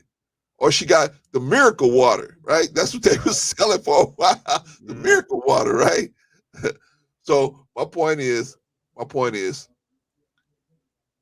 the old strategies of getting these young men to listen and go and reach into the books and get this information. The old strategies are over. We cannot just say, oh, I'm a Christian, you're going to be a Christian. I'm a Muslim, you're going to be a Muslim. I'm a Jew, you're going to be a Jew. That is over. We can't do that anymore. Now we have to find some solutions to how can we get these young men? How can we get them, Brother D? What are some solutions for us trying to get some of these young men on the program, on code, with the virtues that can help them achieve what they want in their lives? Well, one thing you mentioned earlier in the call was respect. I got street credibility. If I go to Philadelphia, I got street cred. No matter where I go, they know I'm 5'0". Okay. I got street cred. If I go to LA, street cred. If I go to DC, street cred. If I go to Baltimore, street cred. Anywhere I go, I got street cred, right? Right. You don't have the respect of the people that you're trying to talk to. They don't hear you, and they ain't trying to hear you. Right. And if you, as a police officer, if you're approaching somebody in a negative white supremacist way, like they all think just because you're wearing a badge, you must be going down with the white supremacist attitude, and that's not true. We don't. Nobody talks about the racism that's going on with police officers that look like me. Right. It's a whole lot. You guys get it from both sides, huh? Right. Public and internally. Yeah. Right. But, you know, you got some officers that go out there and act stupid and do this, that, and the third. But the bottom line is if you're not coming out on the street with respect, they're not going to respect you. You go in the jailhouse, they're not going to respect you. But if you treat them, even if you're getting arrested, if you're arresting somebody, they will respect you if you treat them with respect. And I see guys all the time walking the streets that got out, that I locked up years ago. They remember you. And they got their homies with them. But you ain't in uniform. You on your own time, right? Yeah. And we just sit there and have a conversation like I would anybody else. Yeah. The only reason why that goes down is because of the respect level. Yeah. You know what I mean? If you come out in the streets with no respect, you're not gonna get none. That's the solution. You can't. Wait. Okay. No respect. Okay. Hold on 1 second, Brother D, because I got to ask you to follow that up with something. Let me get Brother Carlos. Yes, spiritual things must be spiritually discerned, but some what? Brother Carlos, please just cam up, man. Come on, man.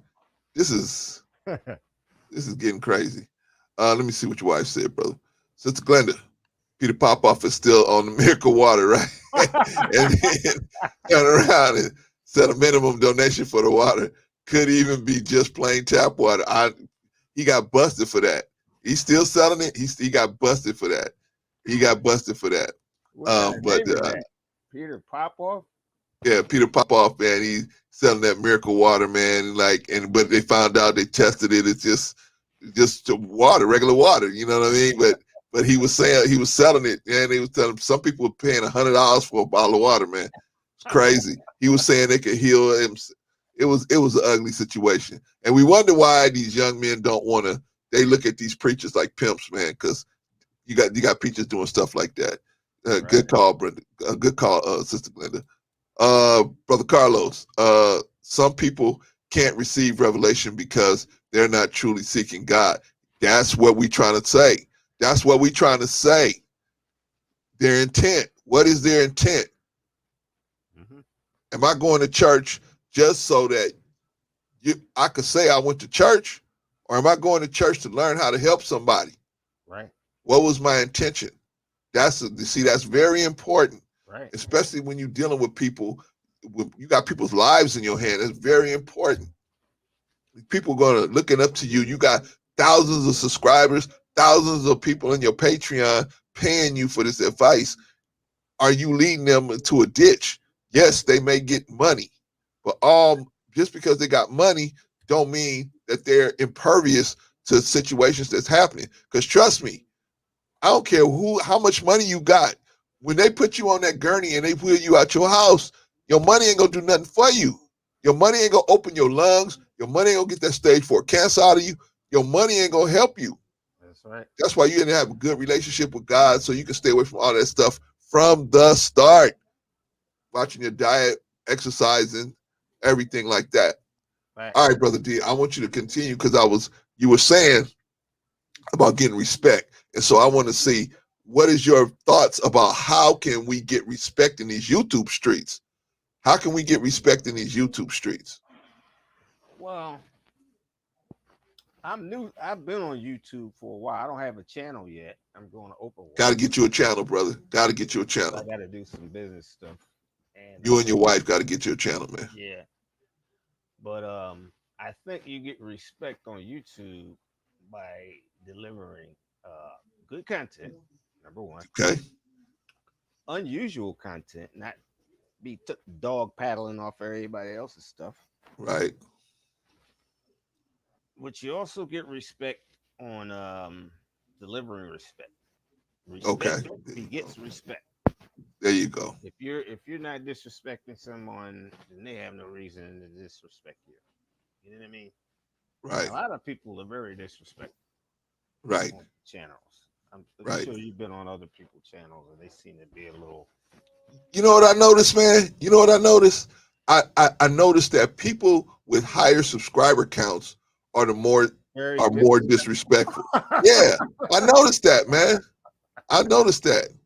It's like Right. you know, inverse proportion. It's like the more subscribers they got, the less respectful they're gonna be. That's crazy. But anyway, I'm sorry. Continue, brother, because you're dropping some gems out here. But yeah. I mean, like I said, my wife and I, we watch your channel. We watch a lot of other channels. Appreciate y'all, man.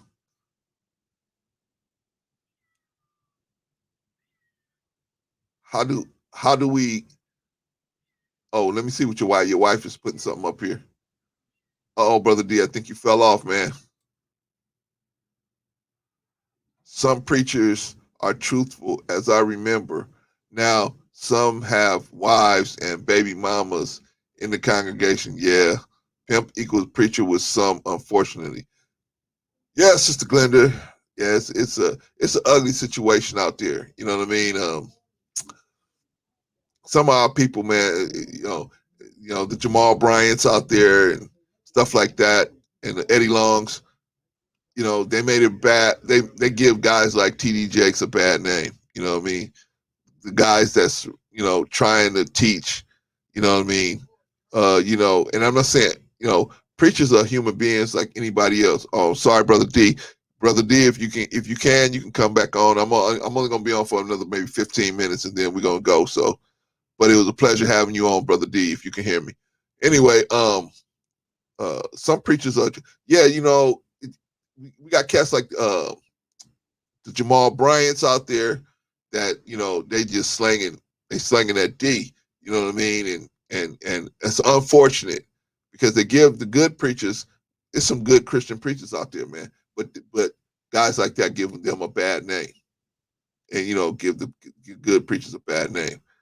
And the people just keep forgiving and forgiving and forgiving and forgiving and forgiving them. And you're supposed to forgive them, but you got to do like we did with Anton, right? You guys came in and you held his feet to the fire, especially JP. Held his feet to the fire. Snuggles too. Held his feet to the fire, right? It's not that they wanted to do something to him, that they said, hey man, you got to man up. Okay, this is your stance. Okay, they kept pushing and pushing to make sure he was going to stay on his square, right? Like I said, we got to improve our situation with our young men. It's going to take people coming from all different directions. It's going to take brother like me. I don't have no law enforcement in my background, but I got 25 years of corporate working in a major corporation, and and I was lucky enough to be promoted to a trainer about 6 years ago. So I've been training hundreds of young men how to be in the corporate environment so they can win. Tell them how to win. So I'm like, hey, I wish I could do that on YouTube. Brother D, I see you. You ready to come on? All right. Um, Not sure if you can hear me or not. yeah. I can hear you, man. You sound fine. You sound fine. Okay. Like I was telling your wife, man, we're only going for another maybe 15 minutes, and then we're gonna get out of here, man. Okay. Because your wife said, she said, you the boss, man. You can run all night, but it's okay. Okay, all right. I believe that, but I just ain't gonna test it. I believe it. I just ain't gonna test it. Right. Yeah. Love JP, always on point. Yeah, man, that's my girl. I was watching her show last night. Yeah, but let's get some final thoughts in here, brother. What do you think, man? What do you think? Moving forward. Like you said, we got to get some respect out here in these YouTube streets so that the youngsters will actually want to listen to us. So moving forward, how do we do it? Do we go on their platforms? They got these gaming platforms. Do we just go on their platforms and just try to hijack the platform? Or how do we get it? Because they're not coming over here. They don't want to hear nothing what we talking about. I mean, So how do we come in contact with them? you gotta do it like they doing it. It's word of mouth. I mean, that's how I get a lot of my business. Most of my business is not from advertising; it's word of mouth from successful business. So you talking to people on the street, uh, other successful businesses or other clients that you've dealt with. That's how it reciprocates. But if you ain't on the streets talking to where they at, it's not gonna because they real social media today. Back in the day, we didn't have no damn computers and Right, TikTok and all that crap. We didn't have right, that. right, So we dealt with each other on a verbal situation, and that's pretty much how they get on these social medias in the first way.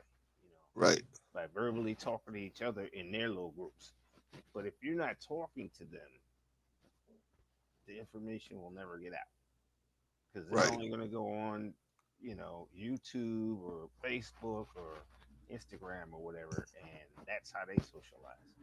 Not like So word of mouth. that's what I'm saying, brother D. How do we come in contact with them? How do you know what I'm saying? Like how do we run into them in these YouTube streets? If they're out there, the young men are out there, and we want to get this knowledge to them. How do we run across them? Oh, you want to reach them on YouTube streets? Yeah.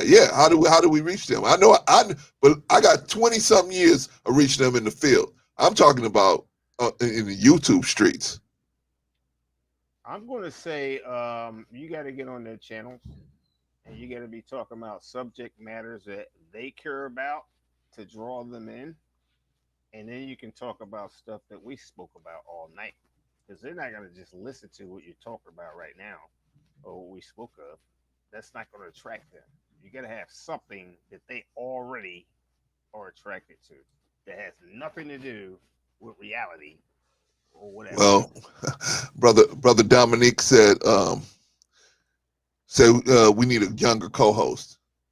It's hard, man, because younger cats they don't really want to pair bond with older cats, man. They look at us like dinosaurs, and they look at us like we moving in slow motion. So it's hard to get them. Yeah, it's hard to get them to Fact. come and get this knowledge, man. Here we giving out gems. Fact. You got two brothers. You got over probably 100 years of knowledge here that can be given out, but nobody don't want it, man, because they say they looking at the package and saying them two old dudes, what do they know, right?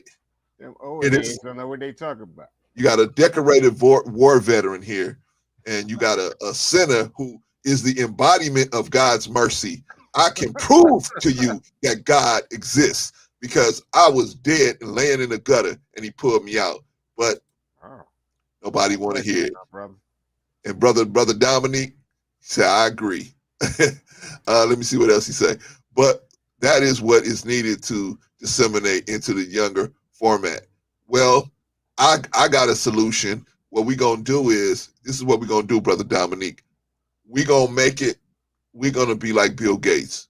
We're gonna make a toll bridge they cannot pass unless they pass by us. And we got to figure out how to do that because Mark Zuckerberg made a toll bridge. Bill Gates made a toll bridge. Larry Ellison made a toll bridge. What's the other dude for Apple that passed away, unfortunately? Um, That you was know who I'm Zuckerberg, talking wasn't it? about? That was Huh? Zuckerberg, wasn't it? No. For Apple, God, Apple. Steve Jobs. Steve Steve Jobs. Jobs. Yeah. They all these people made toll booths. They made toll bridges that the people had to walk across the toll bridge to get what they wanted to get. So that's what I feel like we're gonna have to do, Brother D. We're gonna have to make a toll bridge. We're gonna have to make what's on the other side of that bridge look so attractive. They're gonna want to pass our way. And in the course of passing our way, sprinkle a little something on them. And that's That's the way I see it. that's what I was trying to say. I mean, unless you go to where they're at, you're not going to find them. And Yeah. unless you give them something they're already attracted to, they're not going to come over to where you're at. Because, we dealing with this over here, but in their minds, they still in zip zop land on Yeah. TikTok and all that other stuff. They're not open to hearing what the message is unless it's Yeah. um, hitting some chords with them with what they're already dealing with. So that's the only way you're gonna get them. Once you get them in, it's a wrap. You got them. Yeah. Right now, the streets got them Right. because they didn't Yeah. left their homes, and the streets got them. Once the streets get them, it's hard to get them back. Yeah. So That's the problem. That's the problem. right. Streets got them. Mm-hmm. YouTube streets, the TikTok streets, like you said, the Twitch streets. They got them all. Yeah. See what Brother D say. Brother Dominique, I believe having Anton on your stream a few days ago was a positive step. 39-year-old millionaire is what 20 somethings need. Yeah. We were talking about Anton, you know what I mean? The only problem with Anton is his attitude towards other people that's not millionaires. That's the problem. And so that we would like that to be fixed. Yes, Anton has good information, but we don't want him to teach people that attitude where because I got millions of dollars, it used to be an old cartoon where they were trying to tell Elmer Fudd he thought he was a rabbit. They were trying to teach him he's not a rabbit. They were trying to teach him, and so they kept telling him, "My name is Elmer J. Fudd. I own a mansion and a yacht." And he just kept saying again, say it again, and so that's what it sounds like to me. That's what that's what it sounds like to me. I love Anton, man. That's my brother, and I know Brother D don't want nothing but the best for him either. But I'm just saying we gonna just say what's on our minds. Just like I know Brother D, I respect him. If he saw something in me, I know he'd get at me, Brother Clarence. I love you, brother, but this was out of line with this. You was out of line with this situation. I would have to respect that. I would have to respect that. Same thing with me. I would get him. I would get to go to Brother D and say, "Hey, Brother D, you know what? You was out of pocket with that." Because that's what real men do. That's We right. we gonna disagree. We gonna agree. We gonna disagree. And That's what we gonna do. But we gonna hold ourselves to the standard. If you put out this is the standard that I want to be held to, okay, brother, I'm gonna try to help you meet that standard. So if you say I'm a Christian, okay, I'm gonna try to help you meet that standard. When I see you falling short from that standard, then I'm gonna say something to you. Hey, brother, you're not living up to the standard that by which you told me you wanted to live by. So this is what you told me. So I'm pointing out the discrepancy in what you're doing. Mhm. Let me see if Brother D say. That I also agree with. Yeah, brother. I agree, and that's my feelings. That's my feelings about Anton. I spoke for you, Brother D, but I don't know. What's your opinion on Anton? I said that I don't believe because I feel the vibration from you. I don't feel no violent thing coming from you, but I spoke for you. I shouldn't have. I let you speak for yourself on what you feel about Anton and his whole situation over there. What I mean, when I first saw him, I had a positive nature, but then um, I got the same attitude. and I get the same gathering that you got. I mean, when you're on a narcissistic attitude about certain things, I've been a millionaire multiple times, so it's like, but I don't have that attitude. Do I seem like a millionaire? Man, I have that attitude. Well, when you start flossing and doing all that extra stuff and not seeming like you're bringing other people up, I just seem like that's a negative connotation. You Yeah. give me negative energy, is what it is. I deal with billionaires and millionaires every day, and if you're coming across in a negative fashion like that, I got it and you don't. So look at what I got. I got on regular stuff. I got a t-shirt and some sweatpants. Man, $5,000 Gucci wear. Hey, Brother D, let me see what Brother Dominic said. I do believe Anton has a good message for the most part. He is rough around the edges when it comes to dealing with people. Brother Dominic, he seems either hot or cold with people, no in between. You know what, brother? The whole point of this live stream, Brother Dominic, you just getting here, but the whole point of this live stream is what is the purpose of these holy books? What is the purpose? And since he says he's a Christian, let's use the Bible. What is the point? What is the purpose of the Bible? And the purpose of the Bible, we said, was redemption. That's the whole point, especially the New Testament, which is called the gospel or the good news. The New Testament is supposed to be all about redemption. A man gives his life for a whole planet of people, a past, present, future, right? That means you have the opportunity, not the right, the opportunity to learn about the wisdom of God and save yourself. It ain't your right. Just because you're born doesn't make you have this right. You have to come into this knowledge and you have to accept this knowledge. If you accept it, then now you have to behave on it. You have to move on it. And once you move on it, then it can work for you. But you got to do the work. In the Quran, there's a group of people they had a city. I forget the name of the city. They had this city, and they said, and so a man came with an army full of elephants to crush the city, and the people wouldn't guard the city because they said God's gonna save us. Man, they got trampled. They got trampled. Why? Because mere belief counts for nothing. Mere belief counts for nothing. You have to work. You're gonna have to do something. You're gonna have to do something. Just because you accept the belief of Christianity don't mean I can say I'm a Christian because I accept it. I don't live that way. I don't behave that way. I don't treat other people that way, but I just no.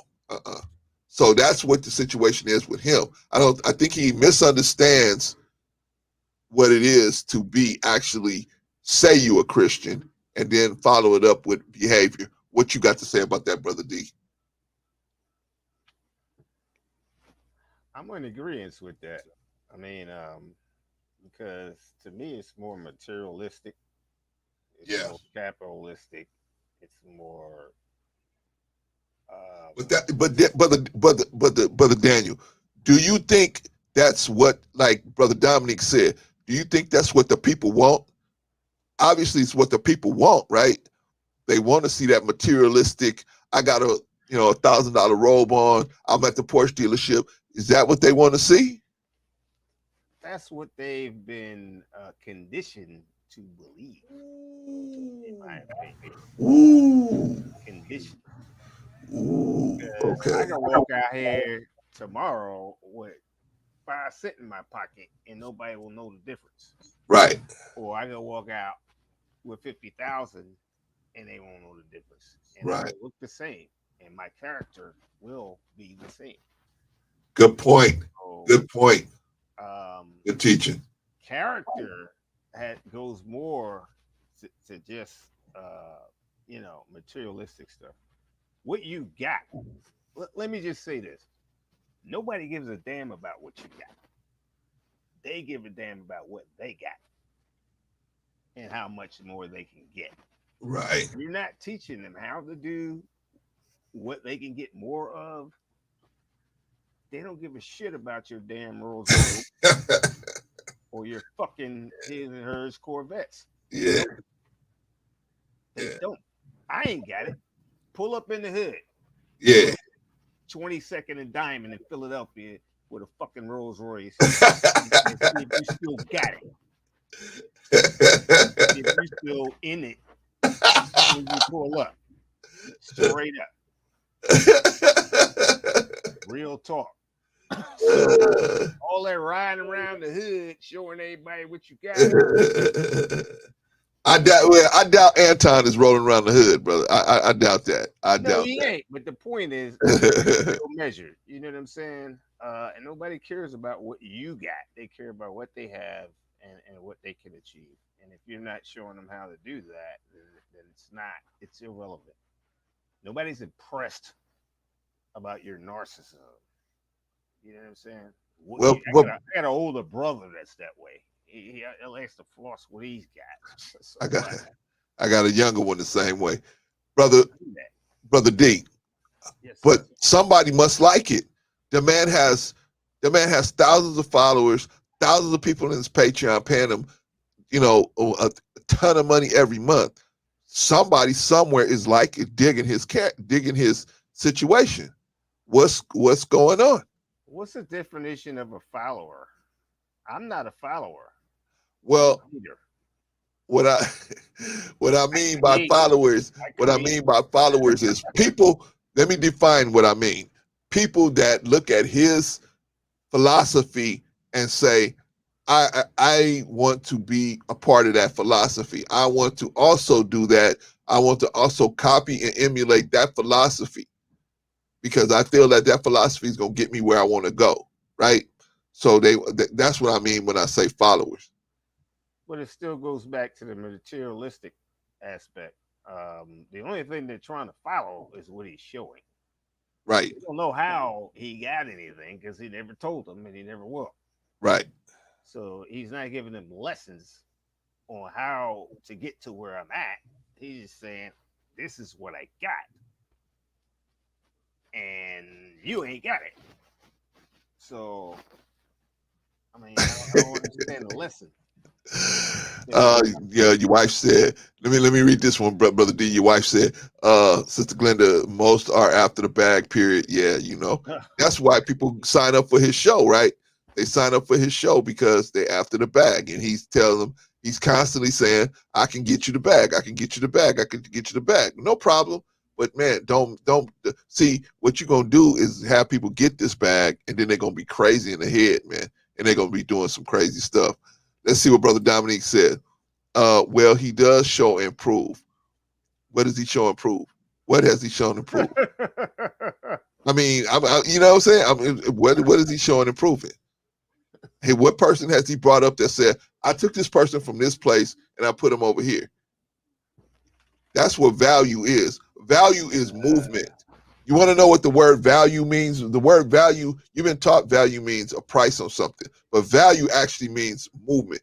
I can bring value to someone when I can take them from one state of being and move them to another state of being, or encourage them to move themselves to another state of being. That's value. There you go. That's how come motivational speakers get paid so much money, because they bring value. I can move you spiritually and emotionally from one place to another place. Okay. I'm not saying Anton hasn't done it, but I haven't seen no proof of anybody being done like that. I haven't seen anybody come up and say, yeah, and I'm sure maybe he has, but I just haven't seen it. So I can't verify it. If it's objectively true that he is rich, then people believe something is working compared to their situation. It's not hard to convince people you're rich on YouTube. It's not hard. I'm not saying he's not rich. I believe him. I believe that he is, because nobody would be that arrogant if they wasn't. So I believe that. I believe he is. I'm just doing the math in my head, but I'm just saying it's not hard. That once that one girl she was taking pictures from in museums saying she was in Paris and France and all this stuff, and they found out that she would never went none of those places. On her TikTok, she had all these people following her because she was talking about she was going all over the world. She would take pictures in front of all these different uh, paintings and stuff. But anyway, I'm gonna wrap this up, brother D. We're gonna go. All right, man. I'm gonna let you get the last word in, man, and then we can wrap it up, man. Overall, man, what do you think, man? What do you think, and what's your final words on this whole situation we're talking about, man? Well, in terms of what is the book? In terms of anything you want to discuss, brother, anything you want to touch. Okay. I'm a firm believer that whatever you have personally in wealth is your personal wealth. But that's not value to me. That's not wealth. If your whole life, if you die today and tomorrow, the only thing you can talk about is your cars and your damn houses, and you ain't help nobody else get no cars and no houses and no wealth, then you don't have no value as far as I'm concerned. That's just my personal opinion. Peace, brother Dominique. Well, I'm gonna wrap it up like this, man. First of all, let me thank everybody that came in to the chat, Sister Glenda, JP, Brother Dominique, and the others that came in, and everybody else that's here that didn't get a chance to jump in the chat. I appreciate you. Uh, Brother Daniel, I appreciate you stepping on, man, because I know it's a lot, coming in and camming up, and I appreciate you coming out and sharing your opinion with me, man. I hope that you will do it again. I usually have these little impromptu ones on Thursdays, but my main one is on Sunday morning. I don't know if you catch that one, but man, if you want to come on and come through and we could chop it up again, man. I really enjoyed talking to you. Your wife said we are more alike than we know, but she's right. She's right. We are very much alike. We've got similar personalities, man. Right. But yeah, it was very good to meet you, and I appreciated talking to you, man. Tonight, I'm extending you, open invitation, man. Whenever you feel like it, just come on in and chop it up, man. Now, as far as the topic, which is what is the purpose of the Bible and other spiritual books, I laid out my opinion, which was that these books were intended for the redemption of the human family.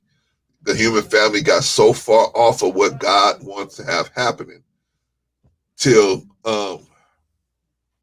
we have to have, now we got to put that, we have certain people that live contrary to what God wants. Yeah, our people will do things from time to time off kilter, but there's a certain kind of person that's new person that that lives his life contrary to God. Now that person, we got to break this stuff all down to them. We got to put it in a book and break it down to them so that they can learn. And we put it in these books so they can learn. So the human family can come back to what they know. And the original man can come back to himself. His knowledge of himself is gone. He got to get it back so he can stand back up. So that's my philosophy on it, that these books were meant for the redemption of the human family, no matter the color, no matter the place of origin of birth, whatever. That's what these books were, to try to bring the human family back to the way God wants things to be, so that we can be as successful as possible and be good people, not only with money, but like Brother Daniel said, have character as well. We will be back on the live stream on Sunday morning, probably around 11:30. Don't miss it. I haven't got the topic yet. If you want me to talk about a specific topic, email me and let me know. But until then, I will talk to y'all later. Brother D, I thank you so much, you and your wife. Appreciate y'all, man. Keep pushing that program. All right? All right, Brother Clarence. Appreciate your time. Yeah, man, no problem, man. Thanks. See you. Thank you. All right, y'all. We're about to end the live stream. And so peace to y'all. And thank y'all for coming on. Wasn't that awesome? That was an awesome thing. I had Brother D on the line. That was awesome, man. Started off kind of slow. And I was like, man, you know, is he going to be able to get that audio thing fixed? And man, did he come in with a bang. He came in and knocked it out of the park. Anyway, I'm going to close it up, y'all. I'm going to go get me something to eat. 3 hours and 29 minutes. Holy smokes. I am not the lead attorney. I don't know how to have these super long. I'm not JP. I can't have these super long 5-hour streams. Anyway, get with y'all on Sunday morning. Peace to these.